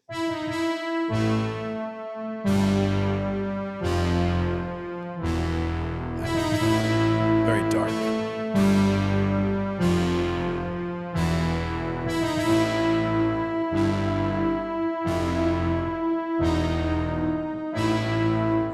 I just like that little tail at the beginning. That was the hook. Yeah, very much. And that's one of those that's instantly recognizable too. I don't remember which song it was, but well, anytime I think like synth brass, like 80s, that's my go-to sound. Yeah, nice. It was one of the things the other day. Somebody, like, a song came on. I guess they had just whatever on the warm-up sound, or just songs that were on before the show actually started. And some song started, and like I said whatever the words were, and it was like, I guess I recognized the song in one note, and the keyboard player just turned over. He was like, "One note, really?" I was like, it's a distinctive note. You're like, I recognized that one note, but sometimes it's all it takes. What other kinds of sounds though? Like with the guitar sounds, I've never really been too much of a fan of like Casio, not Casio specifically, but yeah, keyboard guitar sounds. On keyboard is a little trickier. I mean, I have some nice acoustics. Ooh, that's not bad. I mean, that's a nylon. It's called Nylon Beauty. No, this was supposed to be nylon.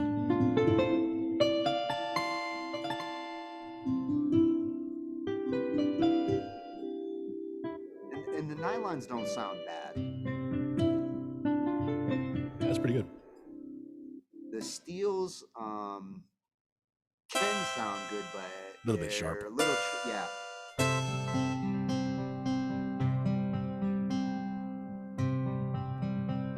That one sounds rounder and more full. Mine's definitely more harsh. The part with the steel for me is with the velocity keys, with the weighted keys. Playing slow. You hear, like, I mean, the cool thing is I can simulate different steel effects, but how you play.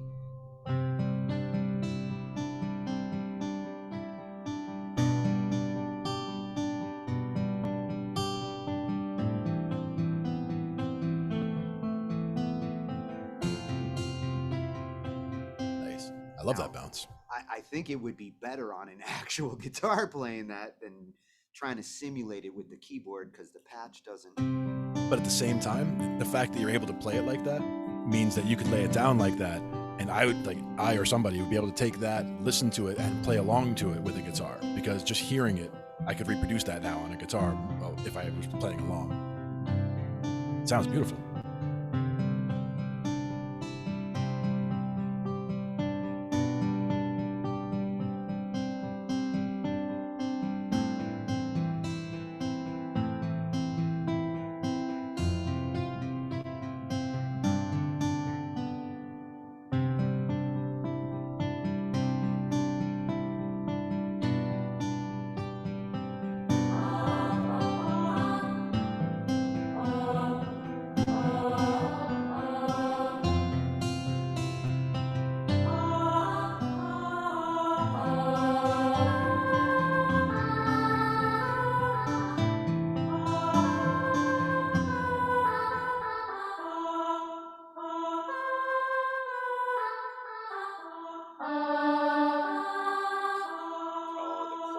voices. That's another one where, well, on the synth, like voices was the second reason why when I started buying keyboards, always was looking for a killer piano patch, killer string patch, and then voice. Gotta have oohs. The oohs and the ahs. Yeah.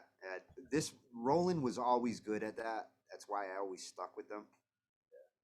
How about the bass, like slap bass sounds? Anything good over there? Oh yeah, my slap bass. Actually, synth bass is where they really stand out. But ooh, that's nice and beefy down there. Yeah, the slap basses are way down here at the bottom. This one even sounds too high. This is the finger bass that I tend to like. Nice.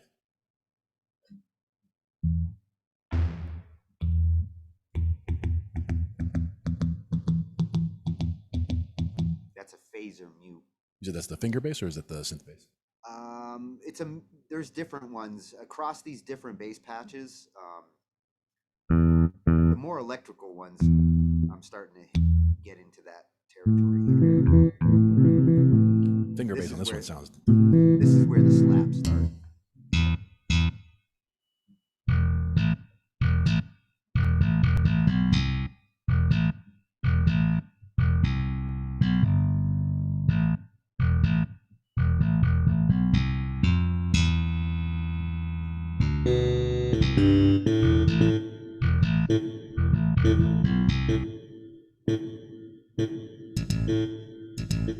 Hyperfunk.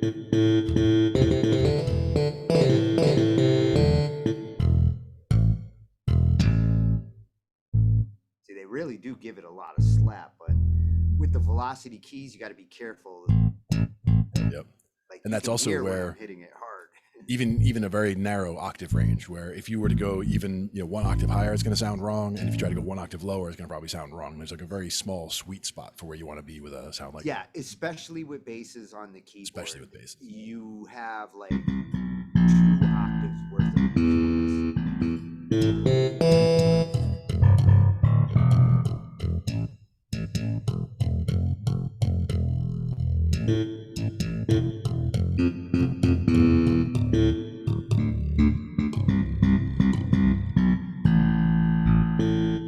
here's my general MIDI slap bass. Nice. I mean, that's just like, the general MIDI, like, hey, every synthesizer needs to have a slap bass. Yep.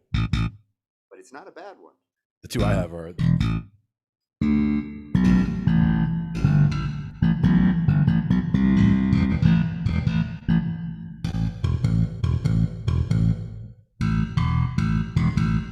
And a lot of these, they just basically add more effect. Now, this one, Wild Slaps, does actually do a lot of the velocity. I'm hitting 1 note right now. Nice, good variations. Yeah. Nice. For me, I'd be trying to do like three at the same velocity, and then 1 extra hard, 3 at the same velocity, 1 extra soft, and see what the difference is for those. Yeah, and the mod wheel. Yeah, the mod wheel. Yeah, nice. Shakes it. Yeah. Now, is that the mod wheel? Is that the one that goes left, right, and forward, back? No, I'm going forward. Okay. If I go left, right, you'll hear a pitch shift. Right, exactly. That's going forward, up and down. This is going left. Dive bomb, nice. I like the dive bombs on the bass.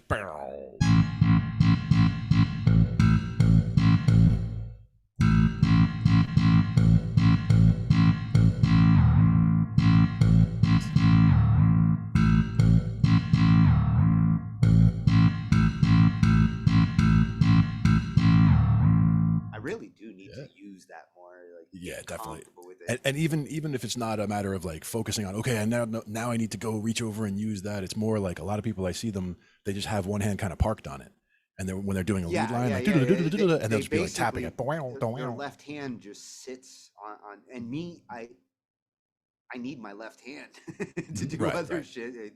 I'm very reluctant to go all the way there and use my left hand to do that. With this one though, instead of having a mod or a stick or whatever, these are just buttons for the pitch bend.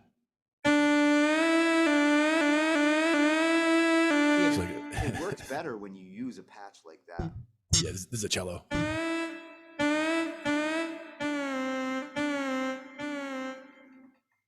Cello patch. If I go to like my Hey, Father Pat, how's it going, man? Father Pat, hello. What's up?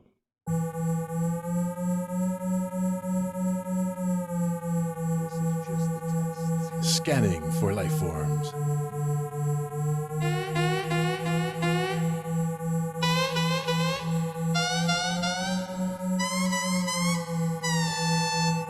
Captain, there's intelligent life down here.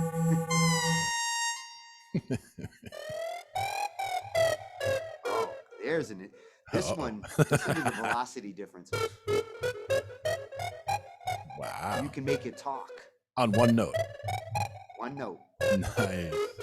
And I'm not even playing the mod wheel right now. Yeah, exactly. That's just the velocity change. Very cool.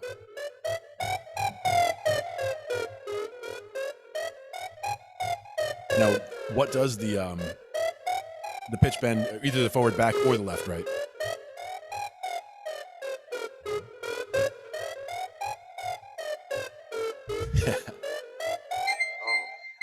I gotta set up the visual so that you can see the mod wheel. I will use it for shit like that. Yeah, nice.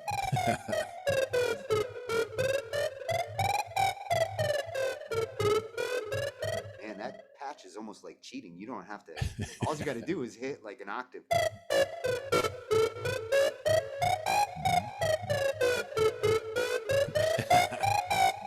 That reminds me of a couple of songs in the 80s band I work with. The bass player has like a pedal.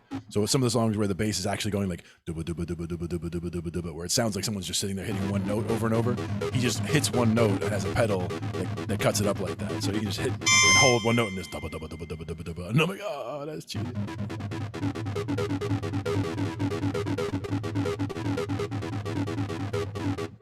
Knight Rider. Hey, there it is.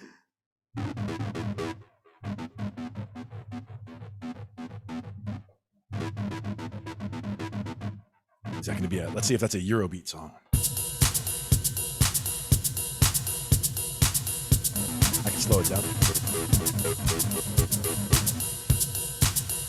That's at 110.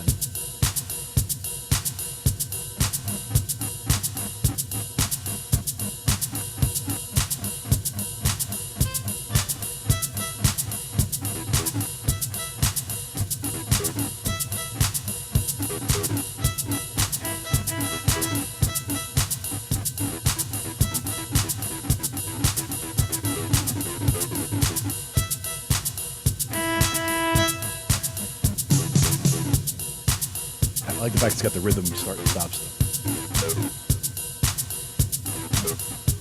Intro. I'm feeling some of that.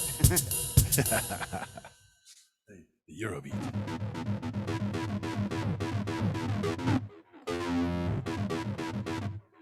I think I could do some house music. Oh yeah. Gotta have big bass for that. Doom, doom, doom, doom. There he is. And there's Knight Rider.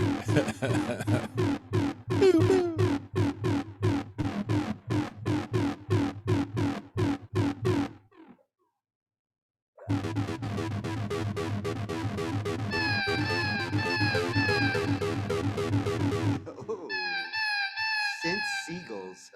Yeah, that's a violin in the pitch bend.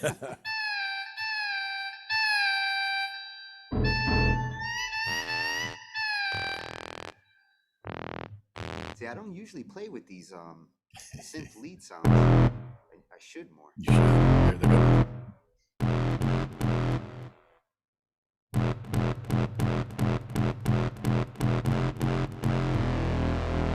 Nice saw.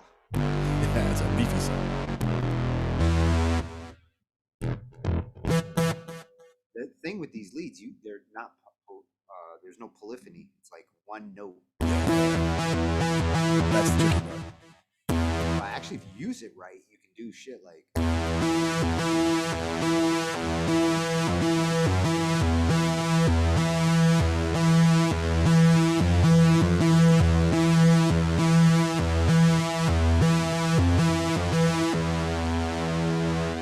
This one's called Goblins.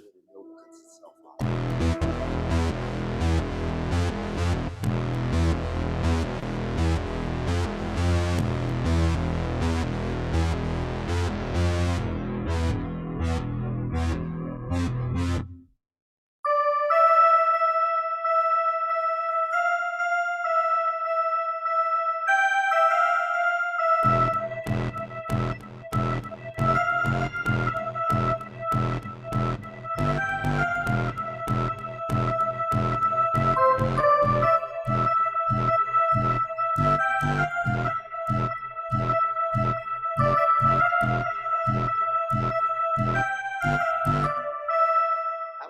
Nice. It almost has a little slapback off the patch. It does.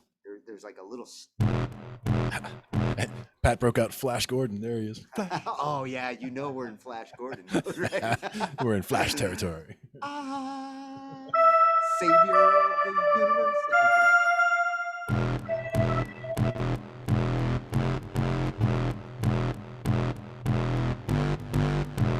Where's Joe's drums? That's not Joe's drums. Shit, that's 80s like Beastie Boys. Samba too.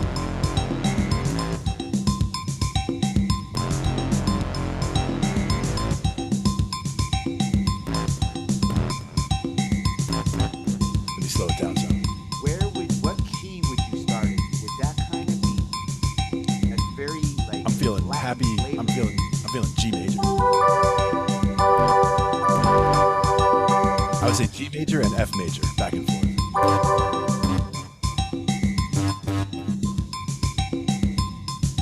Kind of like doing something like.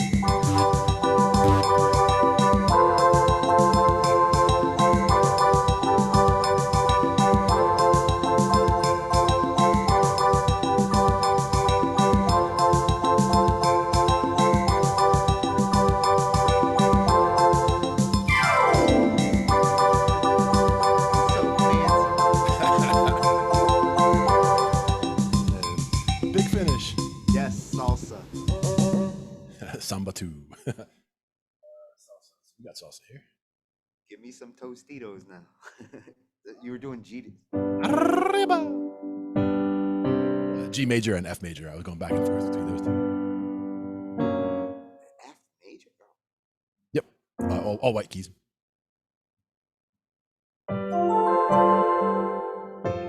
Oh, gotcha.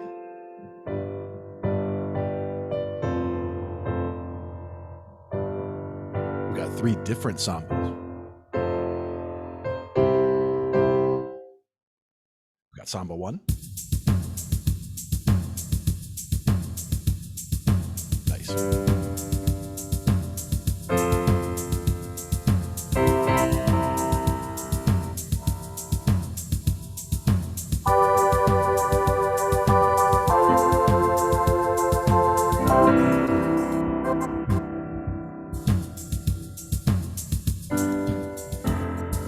Now there's samba 1. Here's also samba 2. That's what we had a minute ago.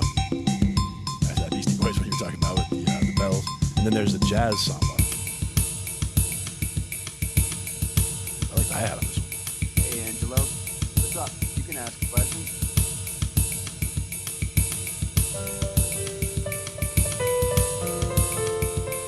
I'll slow it down to like 85. A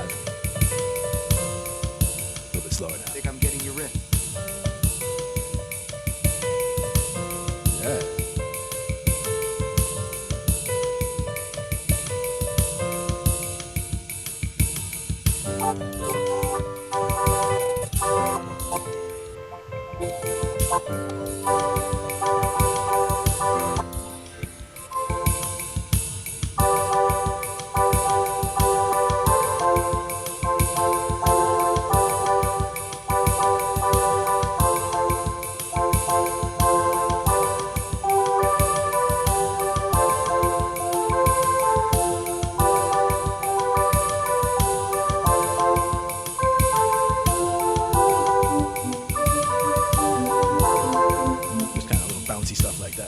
what I usually start with.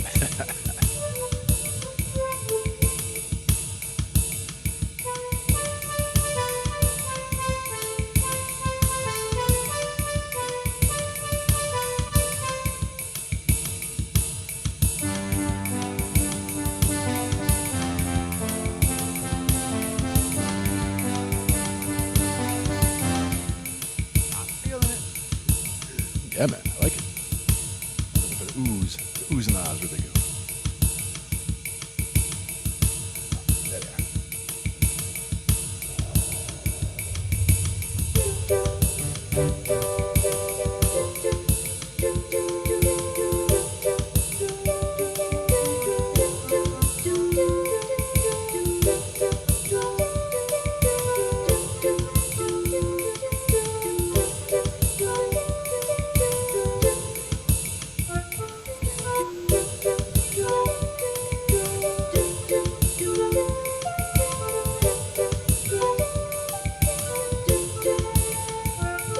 Oh, total dead.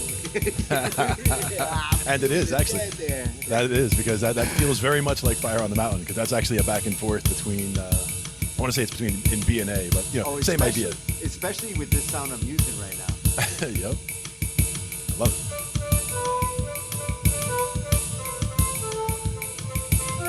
Let me try a different rhythm.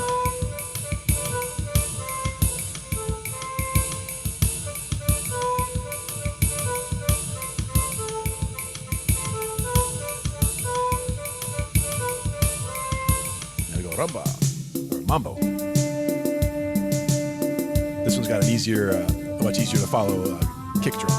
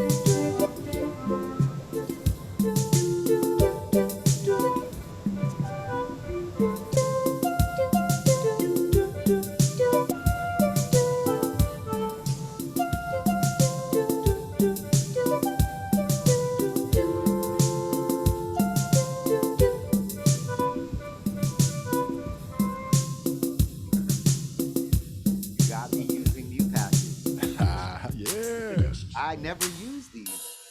I'm in the ethnic category. Nice. Totally. How about Tex-Mex?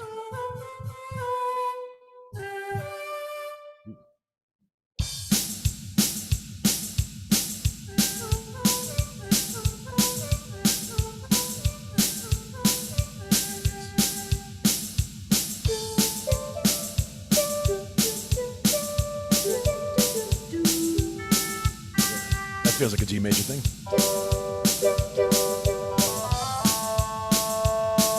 What about the this, since it has almost like a country-ish sort of feel to me? Let's do the 1-5-6-4 again, because that does feel country right there. Do a 1-5-6-4, but we'll do it in G. So we go with G as the 1. D.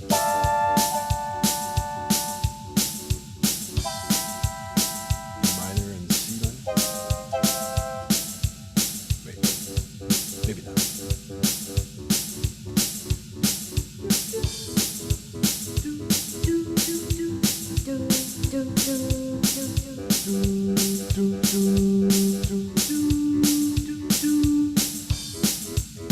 That could work.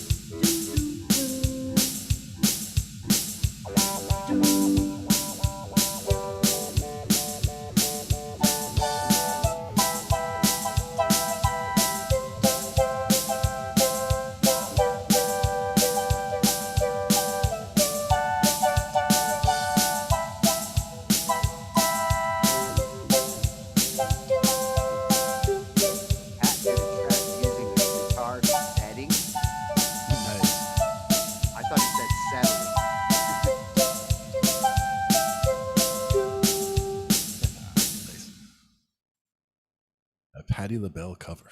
Interesting. Would have to take a look.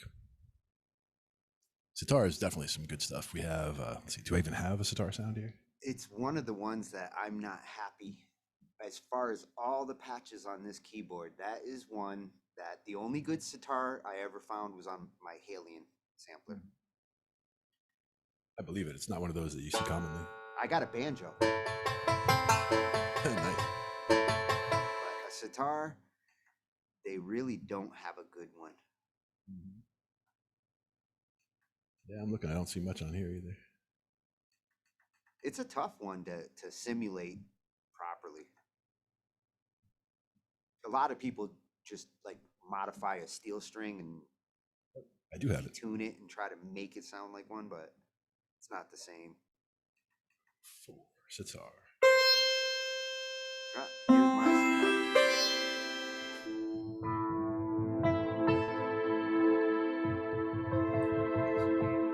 It's too padded.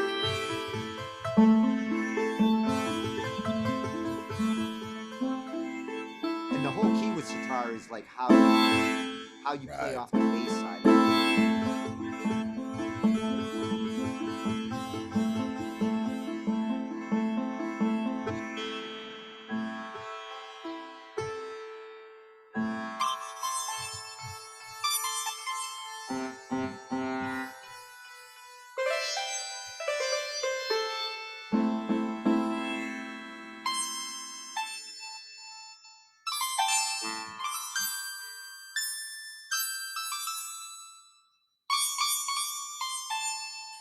Sitar. Angelo, if you want to cover that Patti LaBelle song, send me a DM, and if I can find some MIDI for it, sometimes I will do some covers. I haven't had a lot of time lately too, but if there is MIDI out there and it's a interesting song to do, send me the song you're looking for, and I'll see if I can find it. If I can find the sheet music or MIDI, covering the songs, doable. Now banjo is one of those time sounds. Permits. Banjo is one of those sounds that definitely has that whole happy feel to it.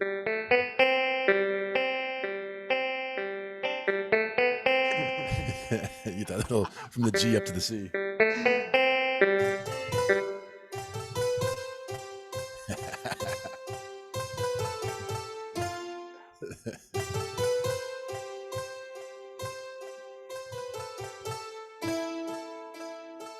And I'm pretty sure it was Steve Martin who said you can't help but smile if you're playing a banjo. Like, if you got a banjo in your hands and you start playing, like you can be as mad as you want, as sad as you want. You pick up a banjo and just doom doom doom doom. You just like start smiling.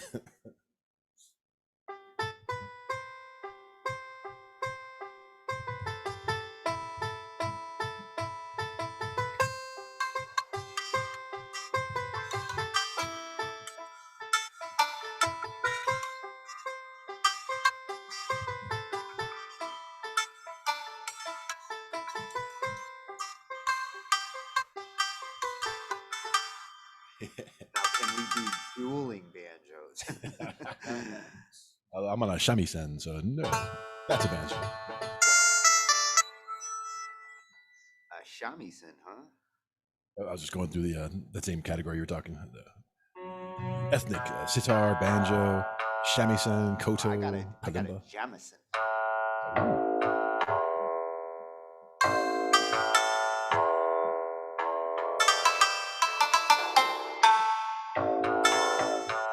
How about a koto?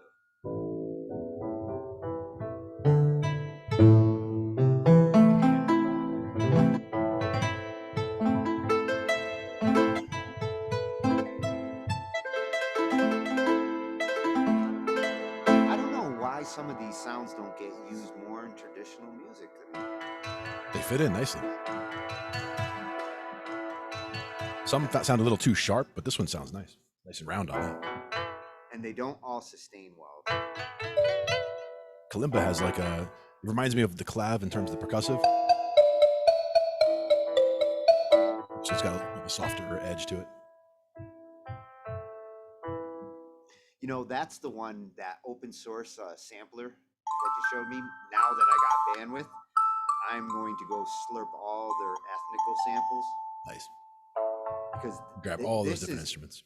Yeah, these are where like some of these modern samples, especially those big ones, this is where you can get some killer new sounds. There's my shamisen. And it does have velocity plus.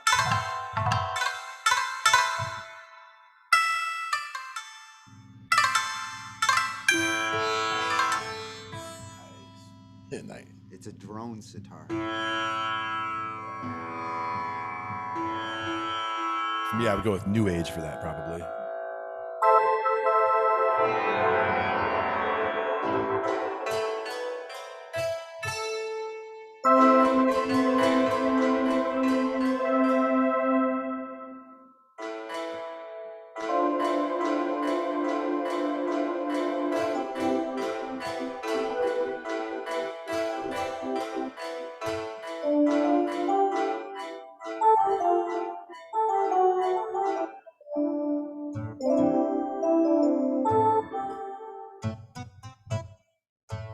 New Age.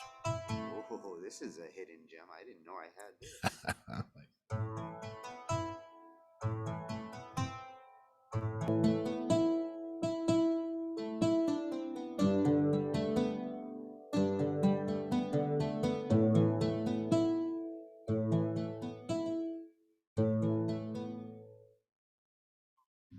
O-U-D. O-U-D.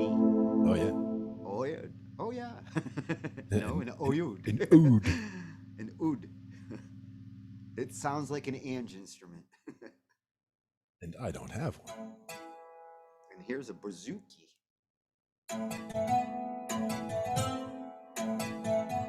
I see your bouzouki and I raise you a bird.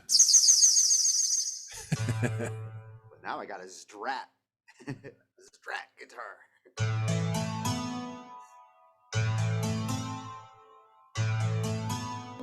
I found a bagpipe.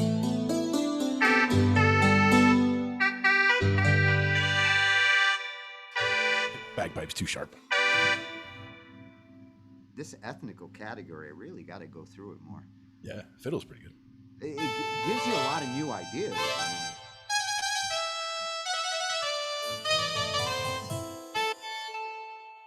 Oh, that's almost harpsichordish. Yeah.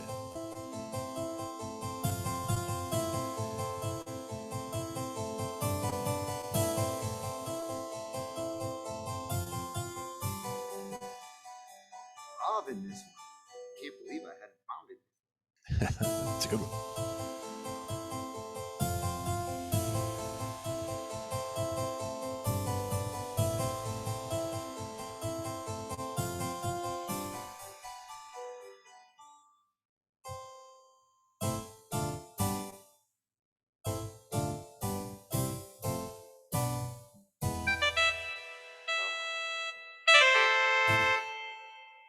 Works good with the That's light. the Shinai.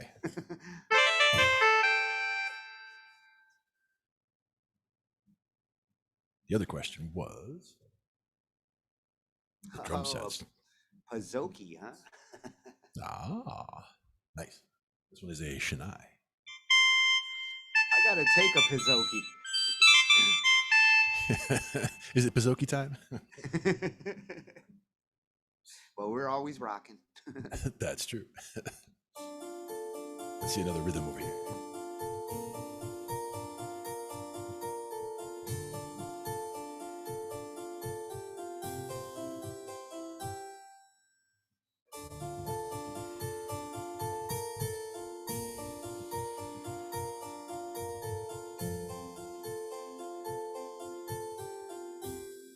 Definitely use this sound. This is trance.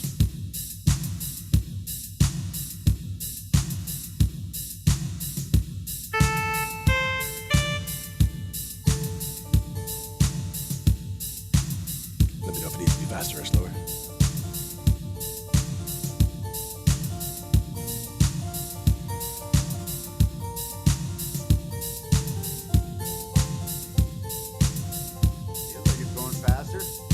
I moved it up a little bit, 95. Let me try to start it in with you. Boom.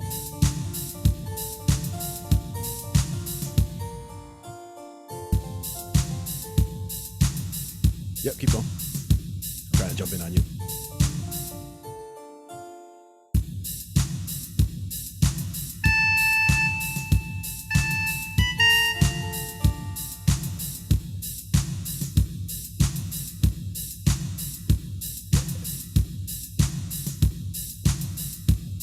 With the intro.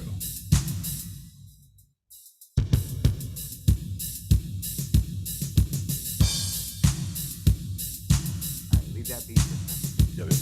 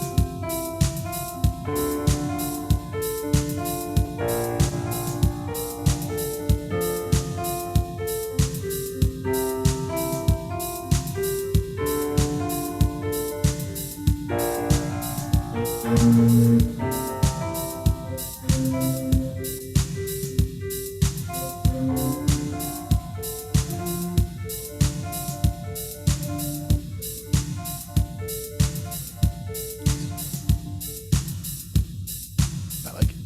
That's what I could do with a beat like that. Nice. For me, Probably it's doesn't actually, fit like that kind of beat so well. it was but, actually, like, that's my piano go-to. it was almost perfect, but like the thing is, it was almost like a quarter of a beat behind. So like what I was trying to do is I was trying to get you going onto like you get rolling, and then once you're rolling, I was trying to like stop the rhythm and start it back into where you have the downbeats coming right into where you were going. If you start and stop the rhythm, that messes you up. over. Exactly. But yeah, I have to recalibrate. Yep. With the Zoom, any drum beats, you gotta calibrate to them. Yep, exactly. And that's one of those things that we would work around. Yeah, well, that's the trickiest part. I really would like to set up MIDI drums across. If everybody had the same drum kits and we were just spitting MIDI to do the drums, we would all hear the same drums in perfect time. Because MIDI really can go real time. Trying to find my drumsticks. The keyboard that you see me playing right now, the one that's right here, it's sitting on top of my drum kit. I'm using my drum kit as a keyboard stand. So like the crash symbol is right here, but it's not hooked up. So I just took the I took keyboard. the other. I'm using my keyboard as a drum, and I'm using my drum as a keyboard. All right, I will check that out, Angelo. Yeah, we would definitely check it out. Not right now during the show, but we'll check it out later for sure. Yeah. You're talking about covering an Aretha song. Can do. I'd rather show you how to do it yourself if you're ever interested. Covering songs is definitely anybody can cover a song if you can find some sheet music or MIDI. And just covering it your own way. I can do it. Figuring out what you can learn from the song. Yeah. It'll take me 5-6 hours because when I cover a song, I cover the song. I go through. And you don't do just 3 tracks. No, you do you do 60 tracks. You do 80 tracks. And if I'm going to put 5-6 hours into an Aretha song, I'm not saying I won't do it. I'm just saying I got to balance my time to do it. Timpani. Oh, the timpani sounds.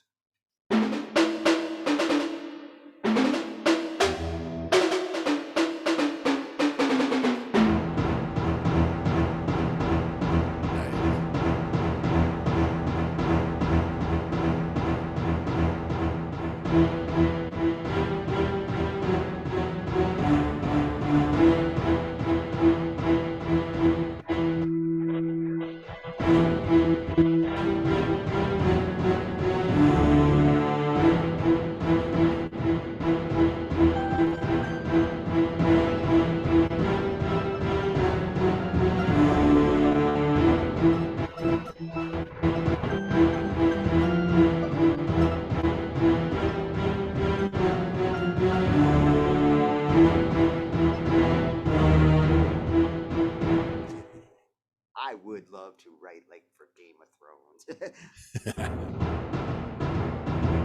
The dragons are coming. French horn sounds pretty good, even low.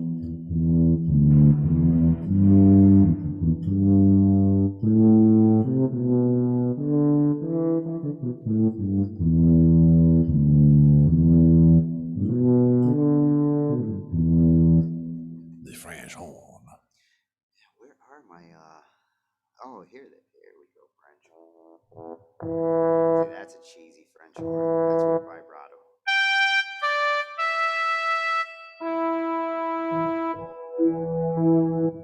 That's not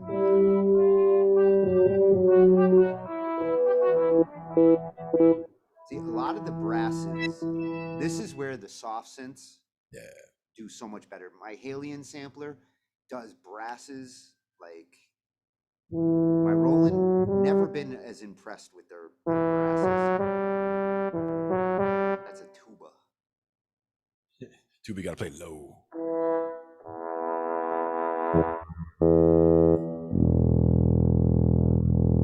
It does sound better low.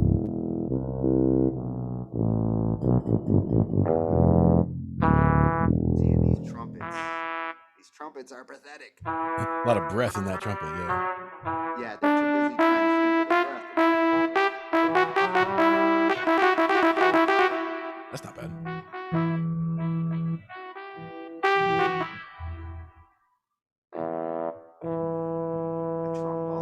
Trombone. Gotta use that now. With a trombone, you're literally required to use the bend.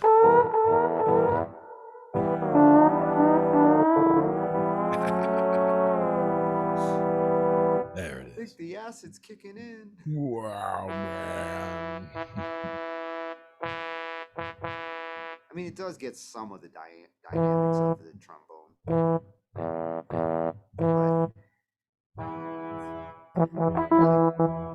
But really flat. See, that's not bad for like a strike. Yeah.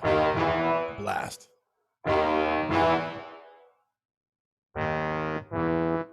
Just when you thought it was safe to get back in the water.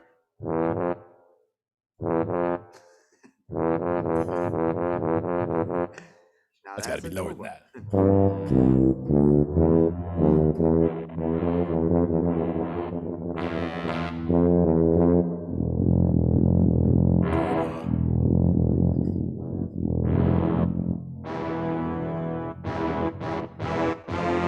It got potential, but I mean that's about the best brass hit that I think this thing has. Does it have a muted trumpet in there?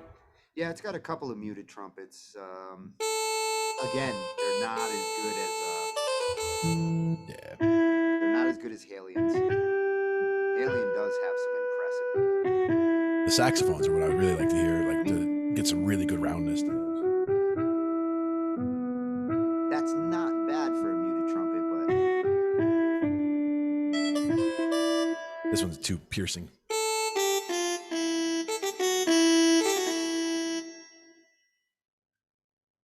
The General MIDI one is actually surprisingly better than. Now the saxophones, though.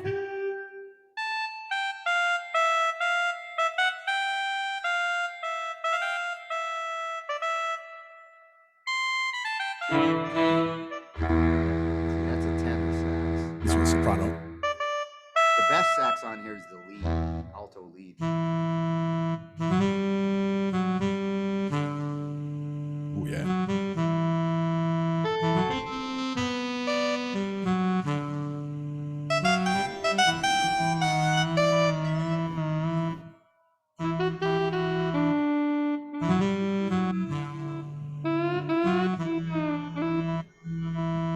But this is where like breath control, you can modify the mod wheel to do some of that, and this is where I would like I should be getting breath control when I go forward backwards with this mod wheel. Right. And if I was going to go left and right, I don't really want to go out of pitch. I want to adjust the it says no.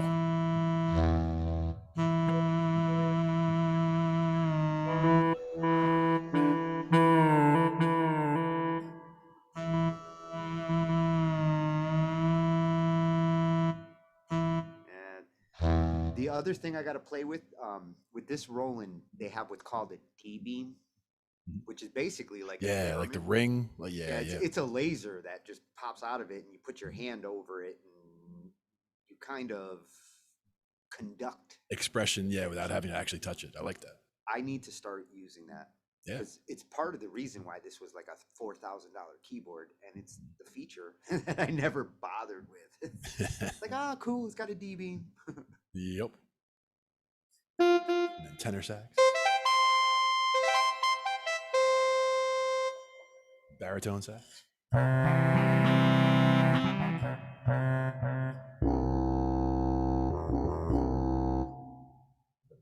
the oboe,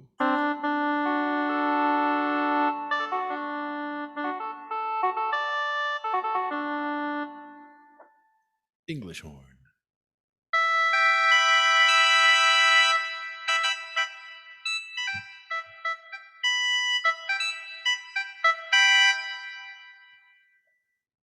what about a bassoon? Not a baboon, a bassoon.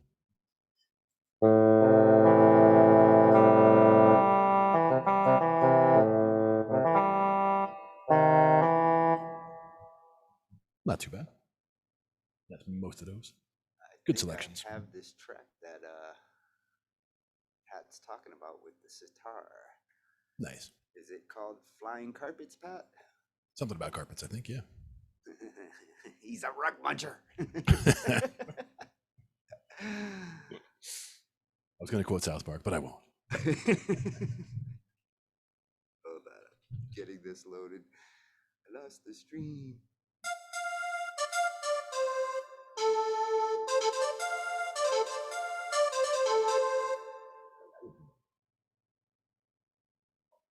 All kinds of fun sounds. There we go.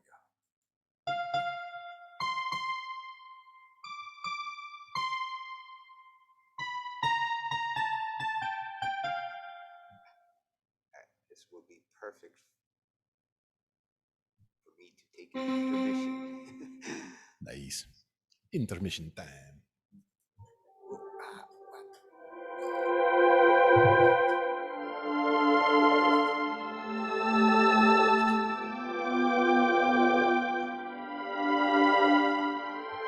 That one's called Goblins, and I'm just hitting random notes. You have to hold them before they start talking. Actually, the general MIDI goblin sound is a very useful one. Yeah, it's got like a glass pad. Yeah. Very nice. There we go.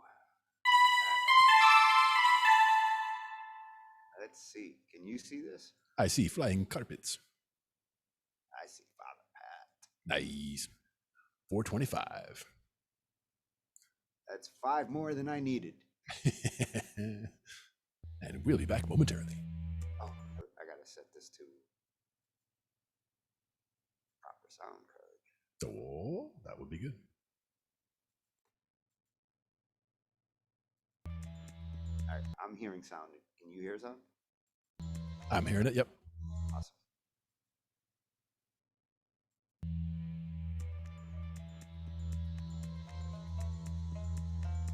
Oh, and I hear that sitar. Ah, shit.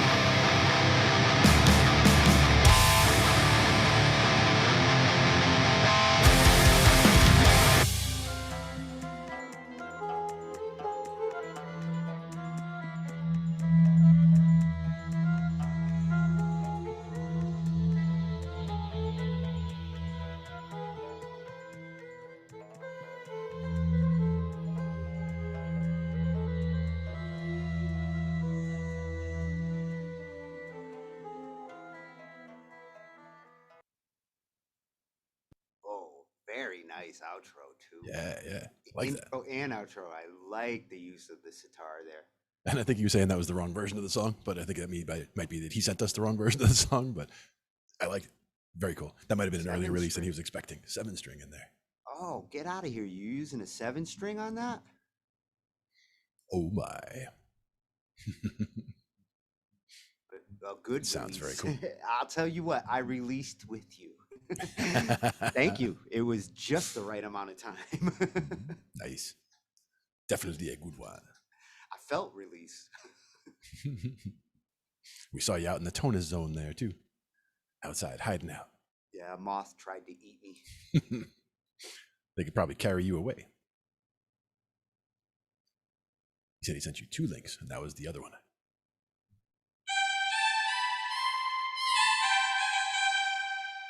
Sound effects. Very young. What's happening? Well, I really like the relation between the clean guitar sounds and the riffing guitar sounds. To me, like, all my favorite metal has a balance of clean and distorted guitar.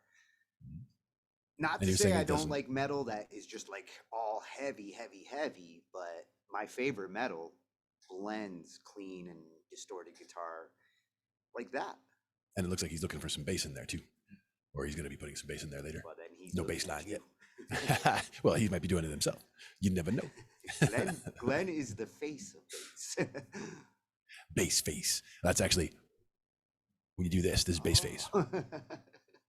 That also works with guitars, though. My guitars used to make that face. Yep. Guitar face, sure. Stank face. You can get some of that happening. It's always good. It means you're having fun, and that's the important thing. Got to have fun with your music. Got to have fun in general. That stank face doesn't necessarily mean stank. Nope. Just means I'm into it. Oh, yeah.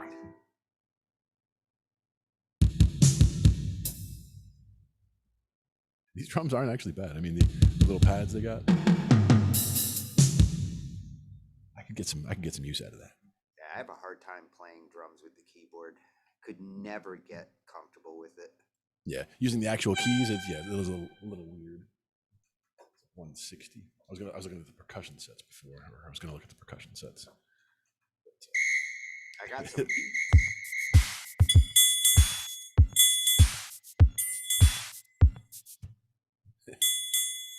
I found the triangle.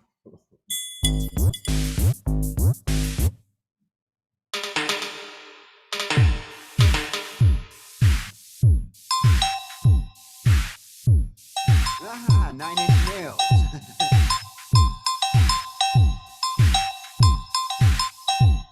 And that is Brass Monkey. It sure is.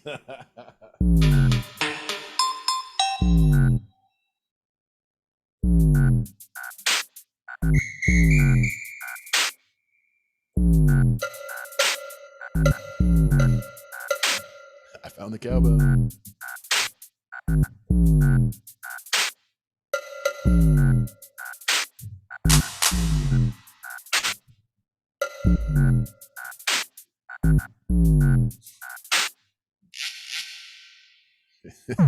And the fish. Scratchy. Yeah.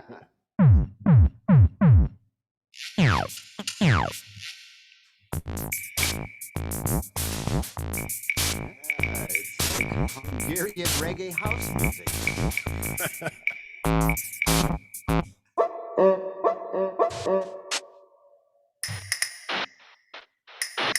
Oh, I bet you Wolf Nectar would like this one. This is some white noise beat. Yeah.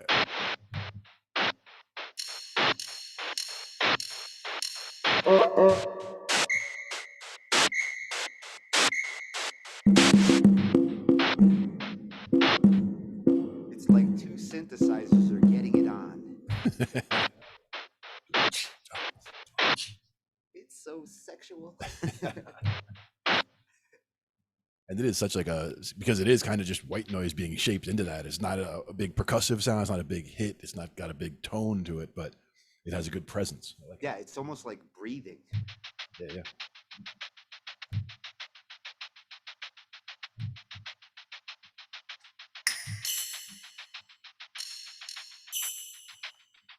Oh, this is where the mod wheel really does come in fun. Oh yeah. Nice. I'm just holding that. Little variation. Well, just sliding down.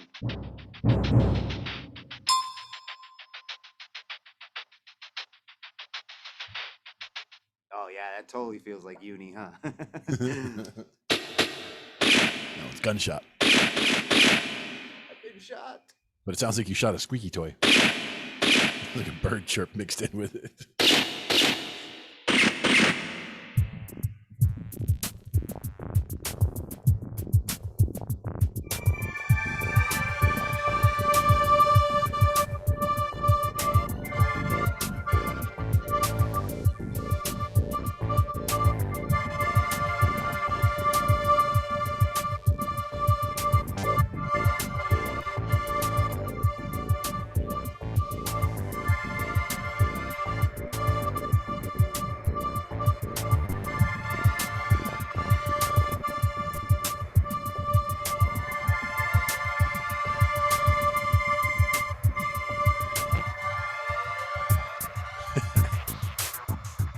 Some of these Very groups random. are pretty good, yeah. Yeah. Play around with that. I like that.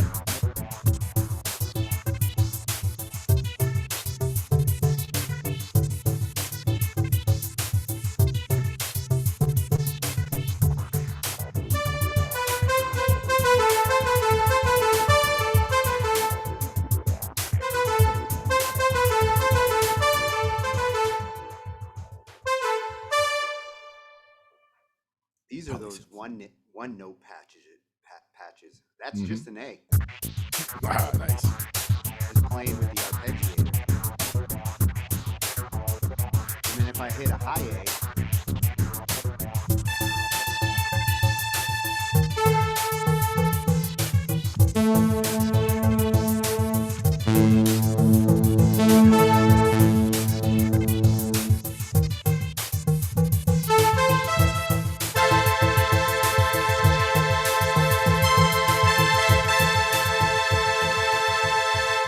that's how you make dance music.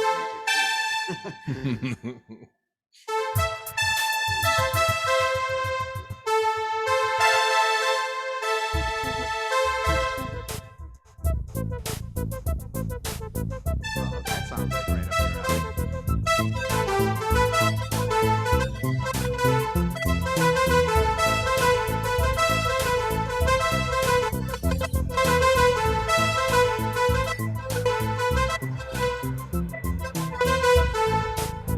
Nice.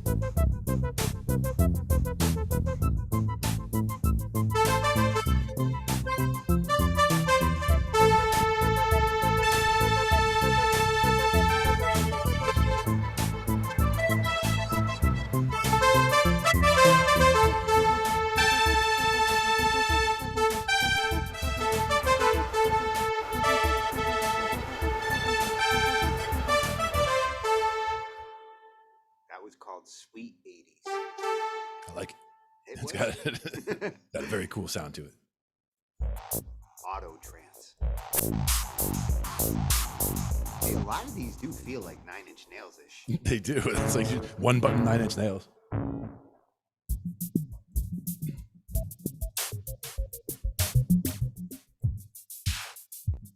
Oh, that's very 9 Inch Nails. Head like a hole, right? Yeah. That's where he got it from.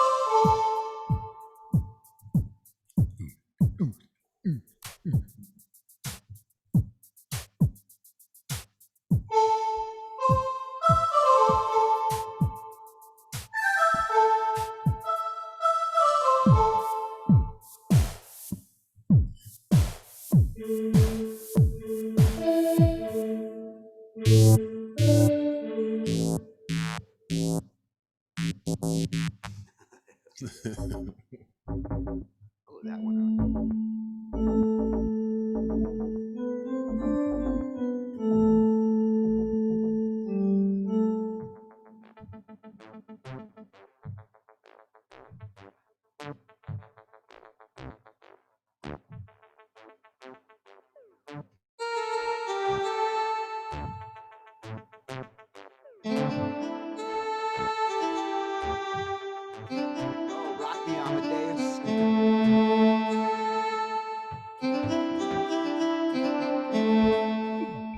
Metal pad. Doesn't sound very metal.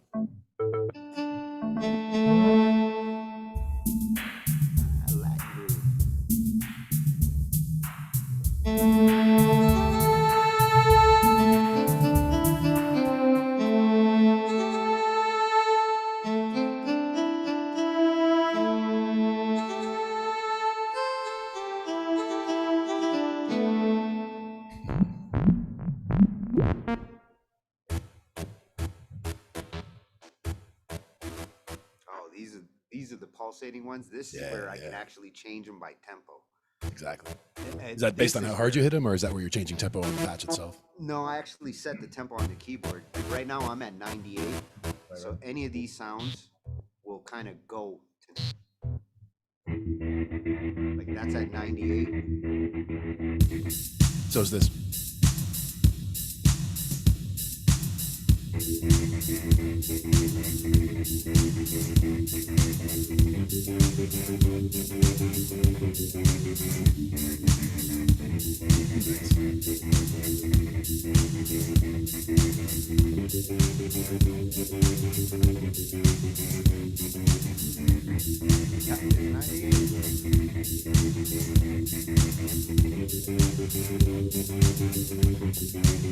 And the fill.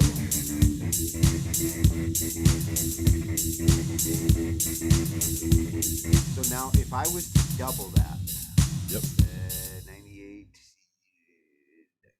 196. 80, 196.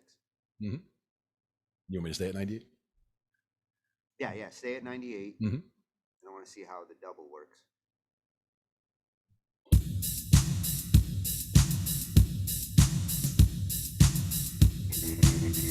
Holy shit.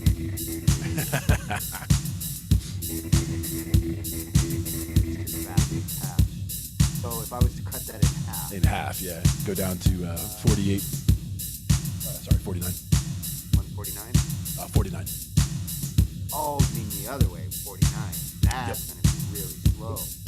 But that's the question, is if the pulsing is already fast enough, it might pulse at a pretty good speed being at half.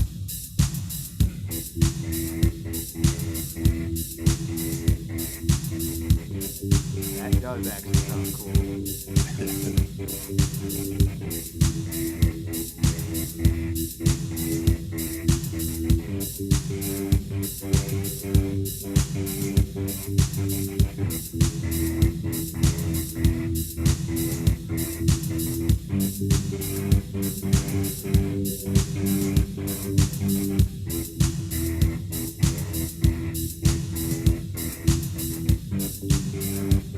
And I have the synchro ending.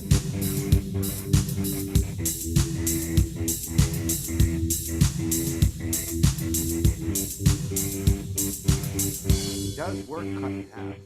And then,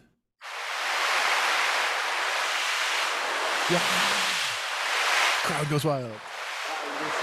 Thank you, Boston. Oh, please. Hello, Kiwi. I don't know what language I'm speaking. A little bit of English and a little bit of other stuff. Applause. It's called warbling. I'm speaking warbling. And I'll speak helicopter.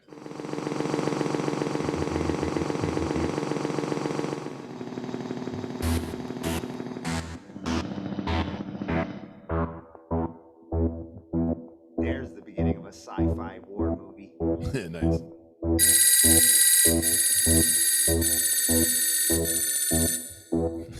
Yeah, see, when I hear the phone ring, I think, I'm sorry, Mr. Floyd. There's a man on the other end. Is there supposed to be a man answering?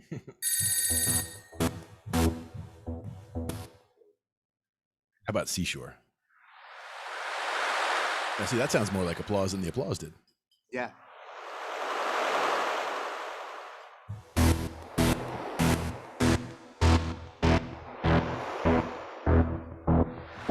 Ocean of hell.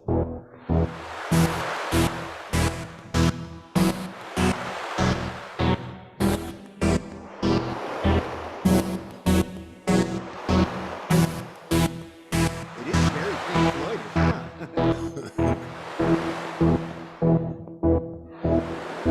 Almost Welcome to the Machine style. Yeah.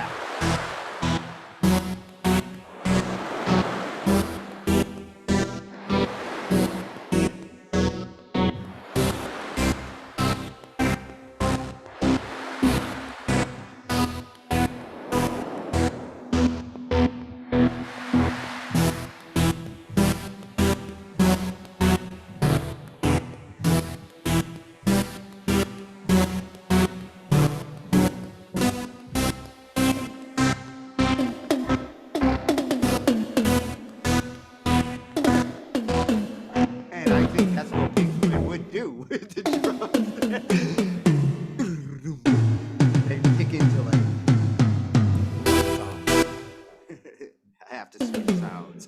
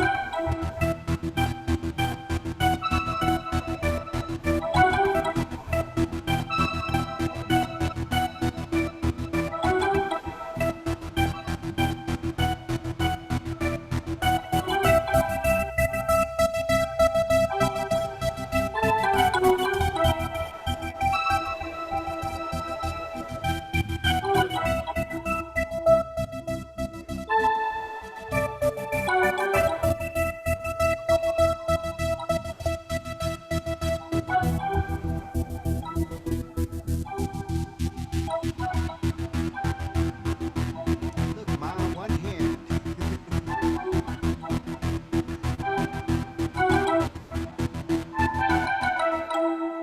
I could play with that. Yeah, man. Exactly. I like that. That's got a good drive to it. Yeah, of all the pulsating ones, that's my favorite. Mm-hmm. That's what she said. At any tempo. Yes. Got to throw one of those in every now and then. See, the rest of these are pretty chaotic. Yeah. This one's A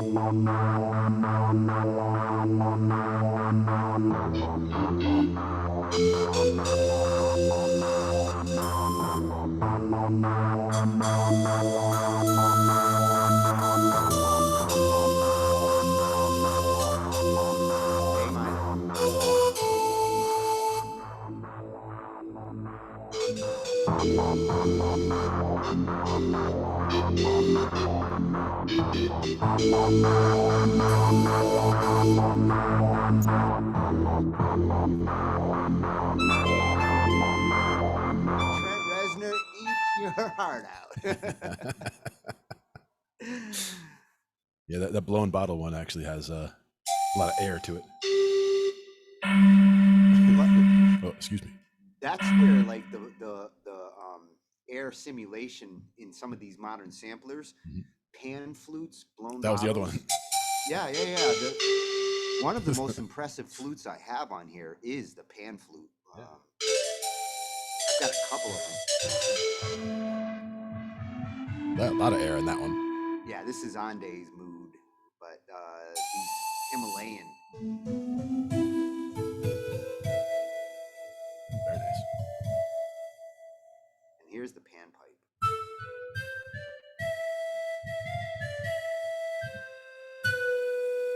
What about the ocarina? Oh, I love the ocarina. I have a killer ocarina on my Halion.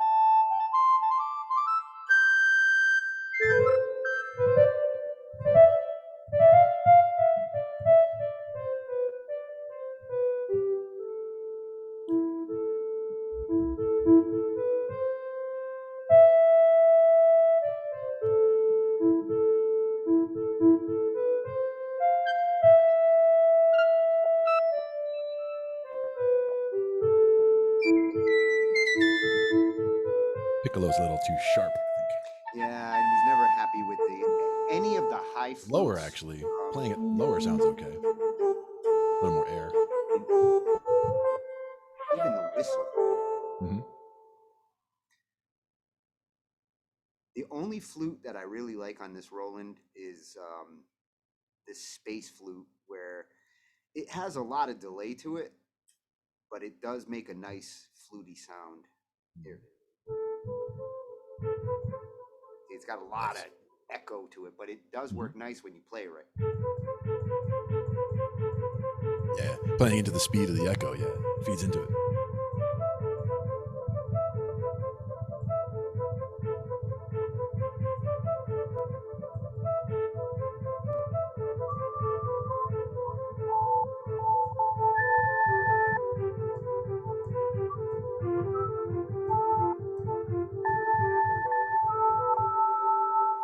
Unfortunately, it's not much of use except for things like that.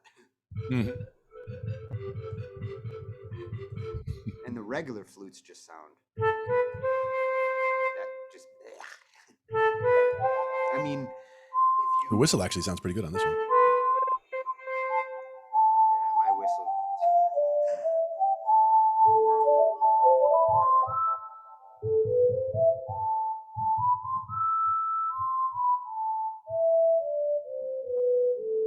But you really can't take any of those and make them super big chords and stuff. Yeah, none of them work good for that. But then again, normally you wouldn't do woodwinds in chords like that unless you were doing like a flute arrangement where you had, a clarinet playing the middle and a flute playing the fifth. But anytime you write a piece where you're for winds like that, you really got to pay attention to the potential clashing notes. Whoa, did you see that moth that just like dive bombed? Like, it almost took your camera away. Dude, I saw his face for a second. Now, Pat was asking if it's raining. That's a good question. Do you have thunder and rain in there at all? I don't think I have it on this one. It's possible. It's been raining. A good rain sound, a good thunder and lightning storm. I do that would be have a good sound to have in there. That's not bad. Oh yeah.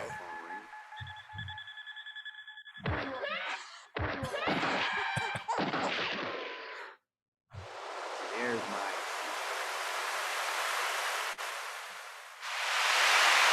That's my applause.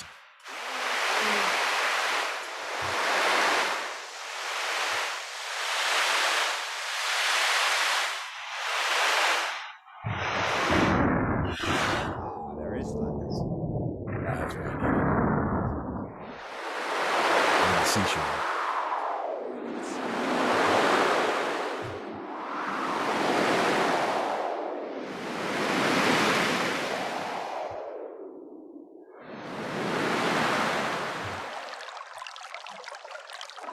I'm not done peeing. Glad we took break time, huh?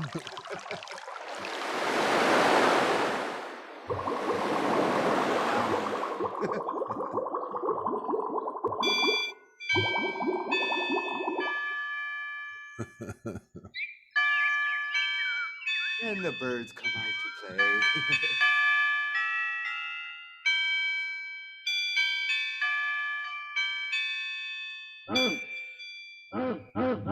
Who let the dogs out?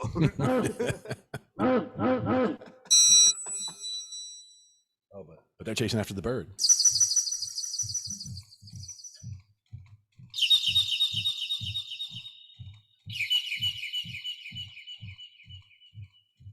Horse gallops. The cavalry's coming.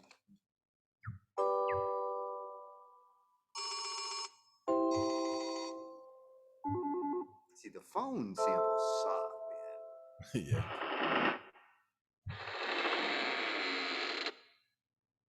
That's not a bad door creaking, though. Especially to that.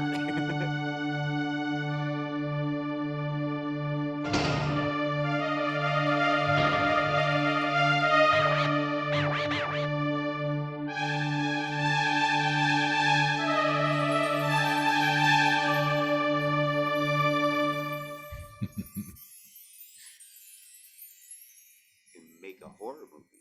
Exactly. That's where you get the footsteps. Like, oh, there's my helicopter. Ah, there you go. I just got back from Nam.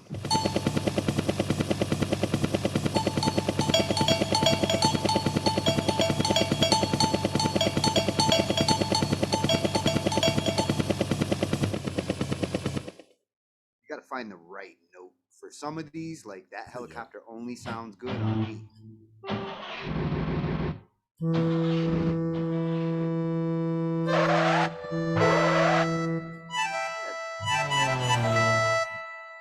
A car passing.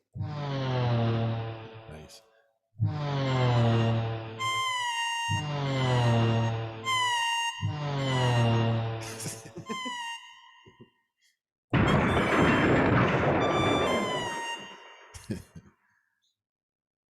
Reverse symbol. Somebody call an ambulance. Ooh, reverse symbol.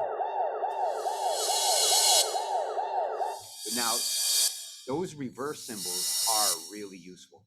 That is a patch that I would say, like all the remasters that I've done, at least 15-20% of them, that reverse symbol gets used in different ways, not just for that sound, but to produce a whooshing for certain pop songs.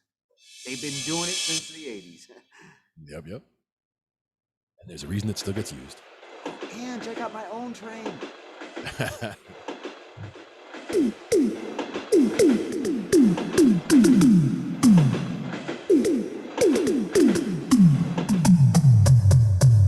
And I got a jet plane.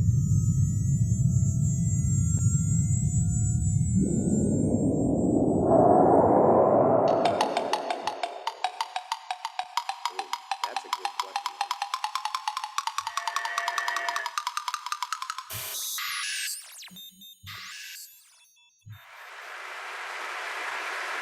You're right. The applause almost sounds like rain.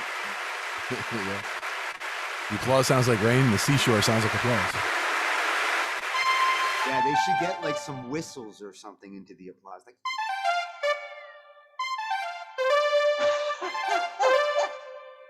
Good laughs.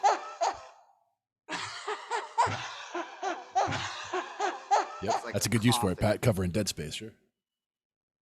Oh yeah. We'll use breath noise.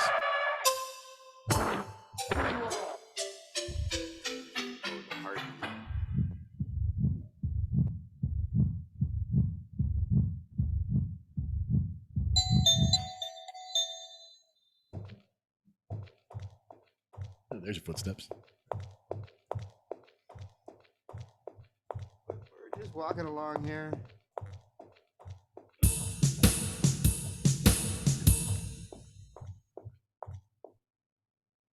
And all of a sudden I got shot.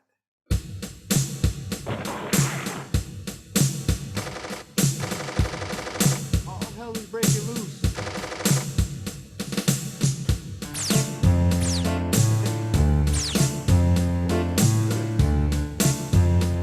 Look, Ma, no hands. Let's get that Casio. This is just Casio chord mode, and it's just sitting in D minor.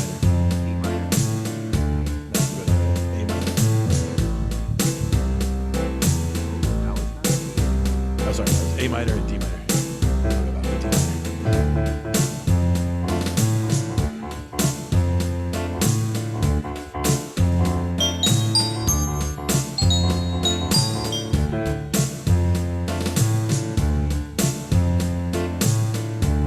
Go to the A minor after I hit it each time, but I go up to the A minor here.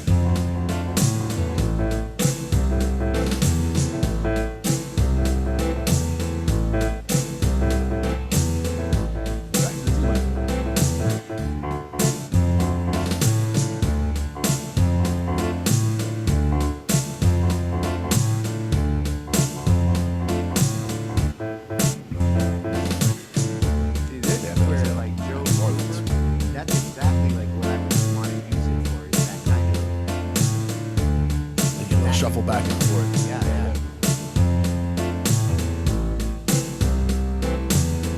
Quick turnaround.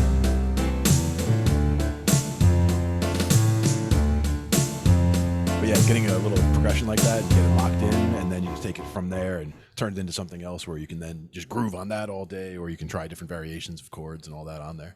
Yeah, and totally feel out the chord. Like, you know, I can bounce on a chord for hours and just feel it out. And that's one thing where this is actually kind of cheating over here. Let me see if I can even get the camera over to it. Probably not all the way, but let's see. I was going to see if we can see the actual what's going on over there. Not that I one. see a sliver.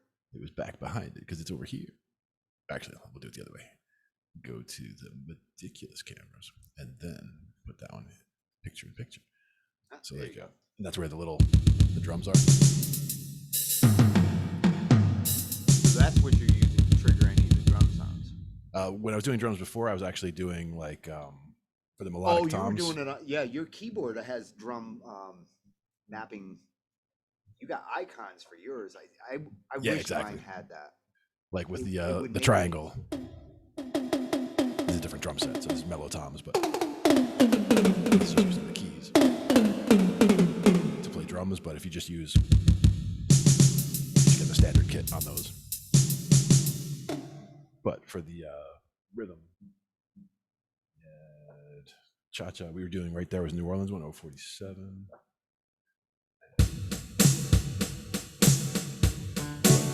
For D minor, let's try to get this out there. Like in the window.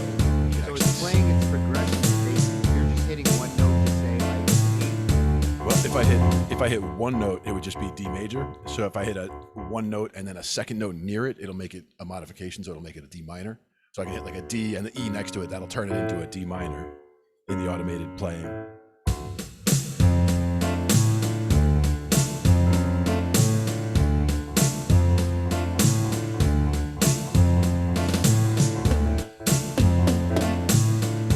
then with the A minor, I'll just hit the A and the B next to it. And that'll turn it into an A minor.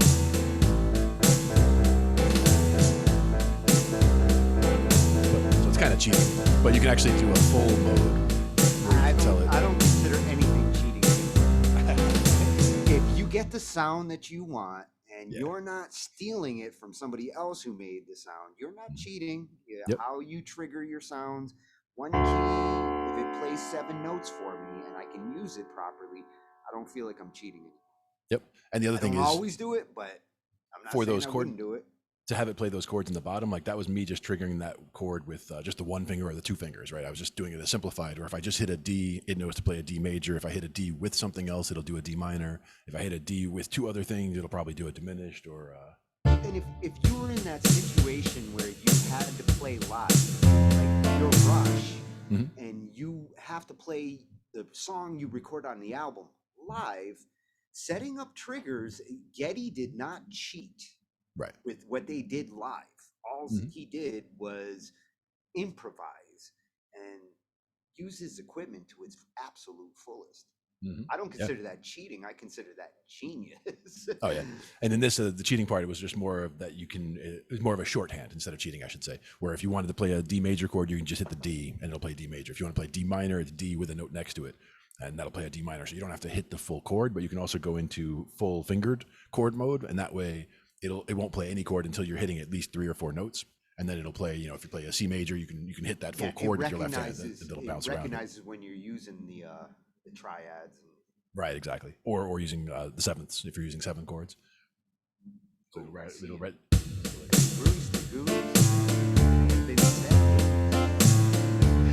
put that C up on top, turns into a D minor 7. But it's just a matter of hitting the full notes where you're hitting the full range of the chord, like you're hitting every note in the chord to get it to actually kick in. Or you can, like I said, use shorthand and just give it those little shorthand notes. Oh, you're doing. That was doing D minor. Yeah, so it's the F natural.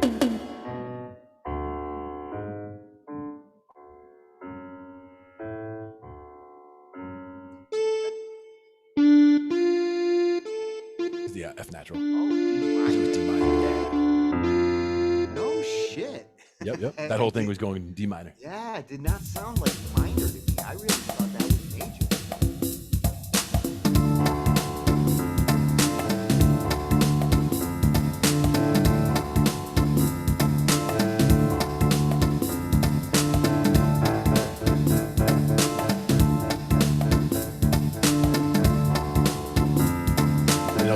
rhythm. This is now Pops 2.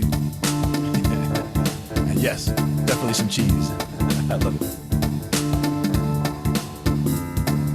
No, we call it cheese. And cheese as Shawi. you'll all see.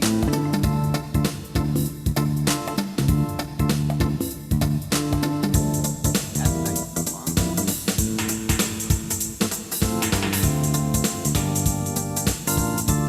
Got a little whole ending programmed in for it.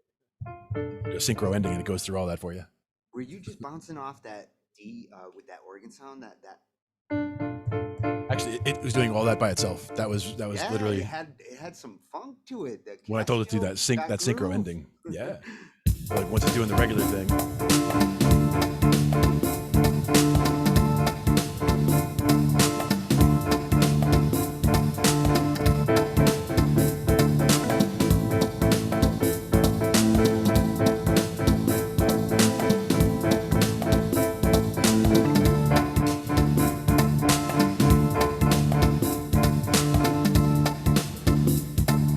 Synchro ending was like this whole thing. Yeah, it's doing this little bounce. It does a little progression.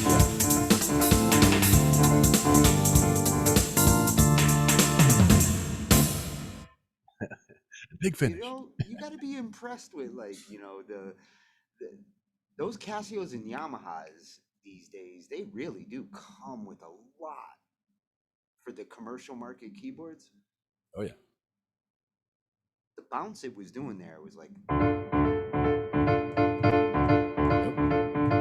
That's actually one of the biggest things to start to learn from the patches is to pick out little things like that, because then you're teaching yourself how to play different styles just by pulling little things out of a patch like that. Because you could jam along to any of these and pull little nuggets out. Oh, they're using the root in the left hand and then the third and the fifth in the right hand bouncing. Yeah, like maybe they're doing that, or it should not just the notes that they're using. It's the bounce. the feel. Yeah.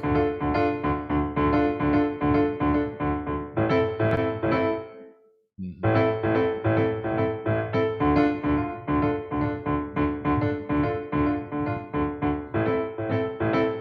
I mean, I don't think it was doing that, but that's what I was hearing Yeah. in my head. Exactly. That was close to the back and forth. And then the whole question is, what would it do? Like, let's say if we took that same idea, the D minor and the A minor thing, and then say, oh, what if it was country, and see what the keyboard does with country.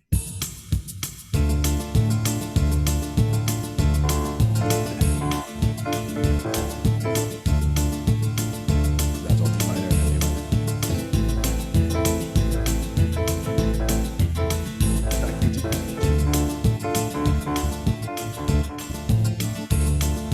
So that's pretty cool. And then let's see what kind of fill it does at the end there.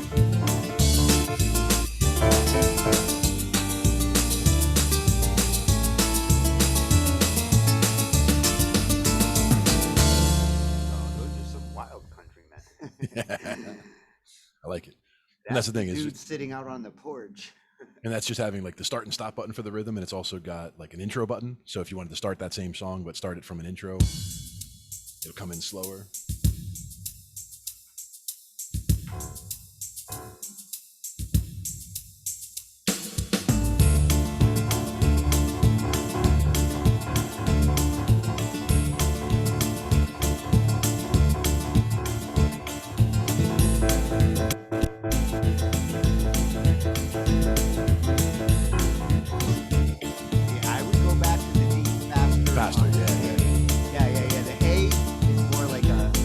Temporary stop.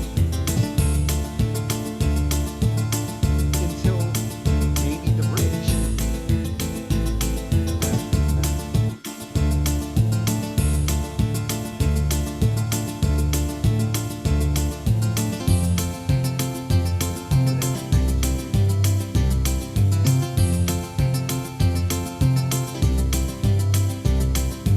Went up to the F sharp. The F. That one doesn't fit. Big finish.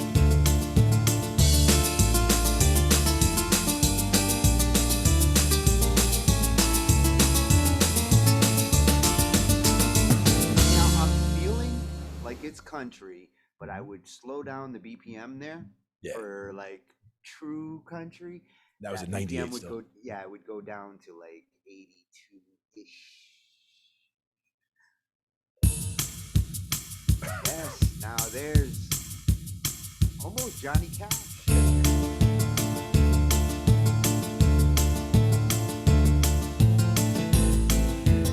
Now anywhere from 82 to 85, you've got a sweet spot. Yeah.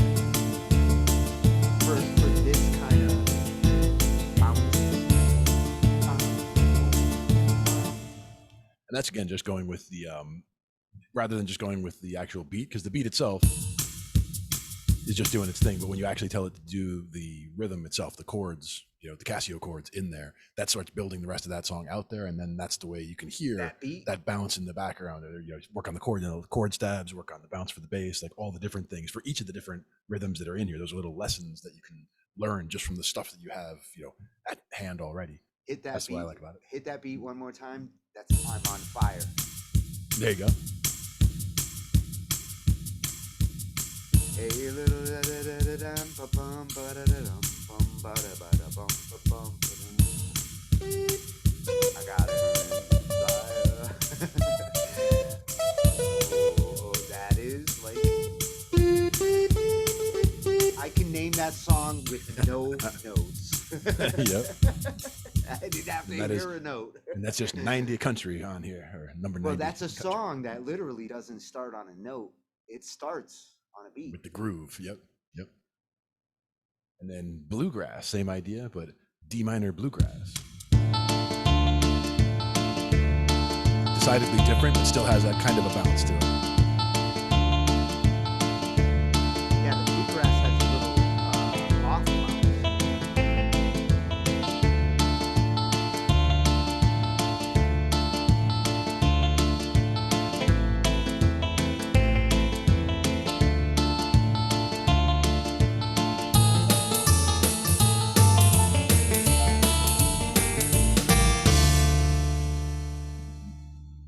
Little bounce. Man, it really does try to go all out for those finale parts, huh? Yep. And that's when you're telling it to do a synchro end. So you're basically telling it to, you know, line up the measures and, you know, make sure it comes to an end at the end of a clean section. And same with the intro. Like that's got the intro where it'll come in quieter, or this one came in silently. The intro is nothingness. I like it. Township.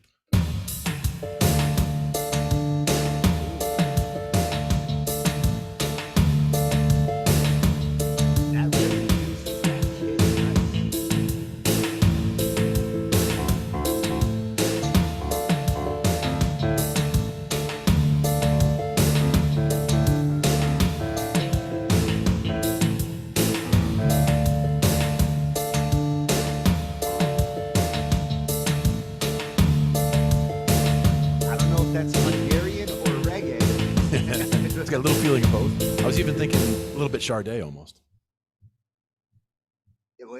With the drum kit that it's using, it really does feel like Latinish flavor. Mm-hmm. Anytime I feel like I'm hearing steel drums, I'm thinking salsa, Latin, all that south of the border equator sound. Mm-hmm. Yeah. And then even fast. Slow. What about fast like, gospel? Gospel probably shouldn't be minor though, right? So let's go with G major. G major. I think gospel. It's not typically B minor.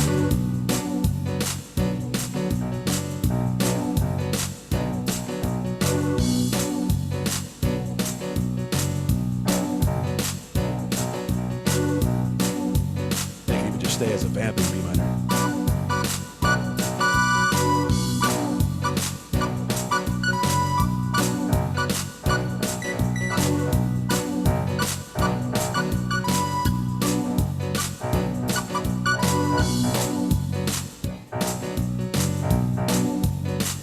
E minor.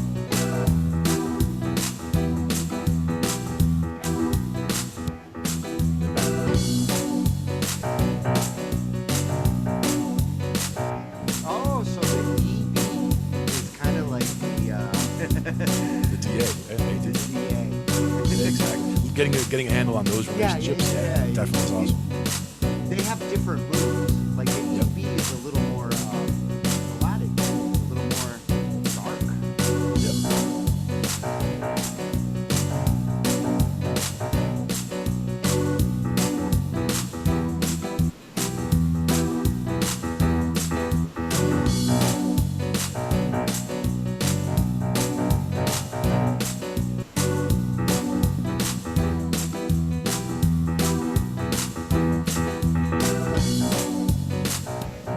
Then the big finish.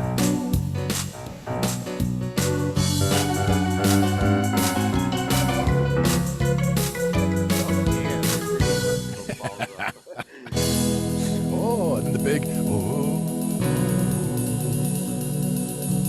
because that is fast gospel, so that was the idea.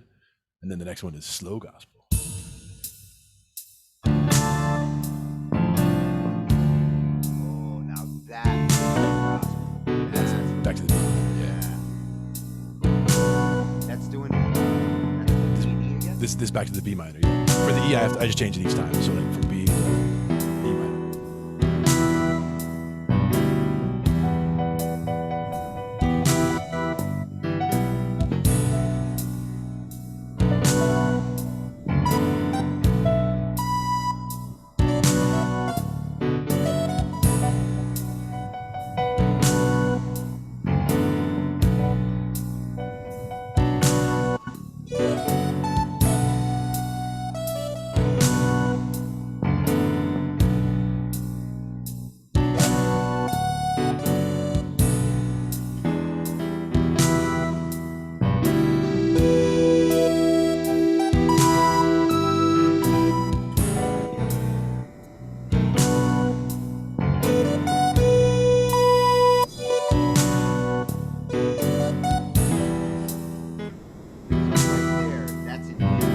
E minor, yeah. I have to, each time I hit it, I have to hit the E and another note, so you might hear E major slip through for a second before it switches.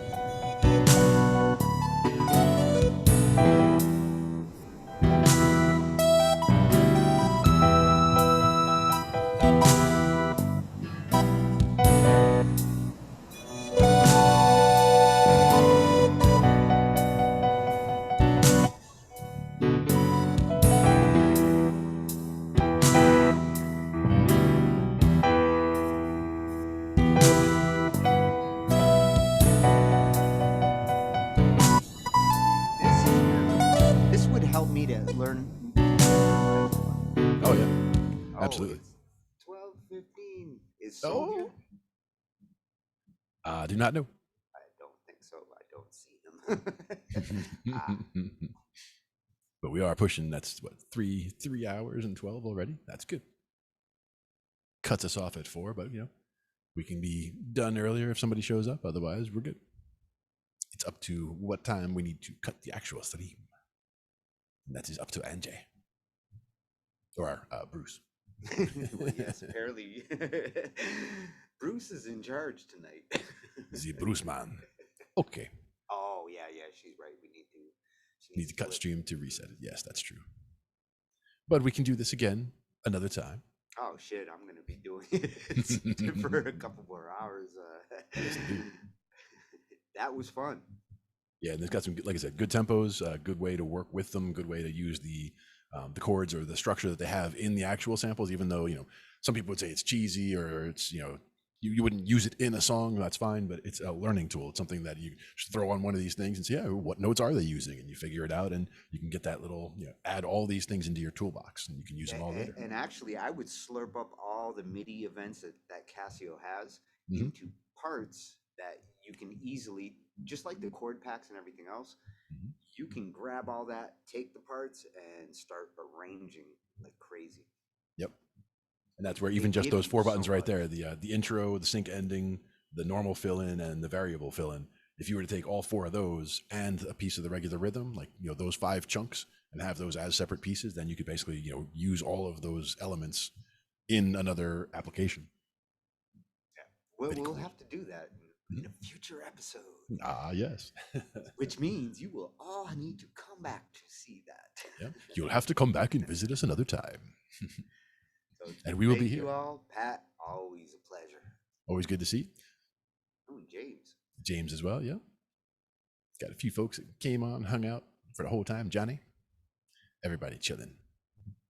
Yeah, and Johnny, tomorrow. Looking forward to your list. Yeah, there you go. Excellent. So, yep, we will catch you guys on the next time. I just want to see how many times you would say good night and goodbye. Just But once. this is only this edition of Talking Shhh IT for you. Please tune back in about 10 or so minutes for Soulmake. Hopefully, he'll be in the building shortly. Again, thank Put on the you mask. for talking some shh. I said talking some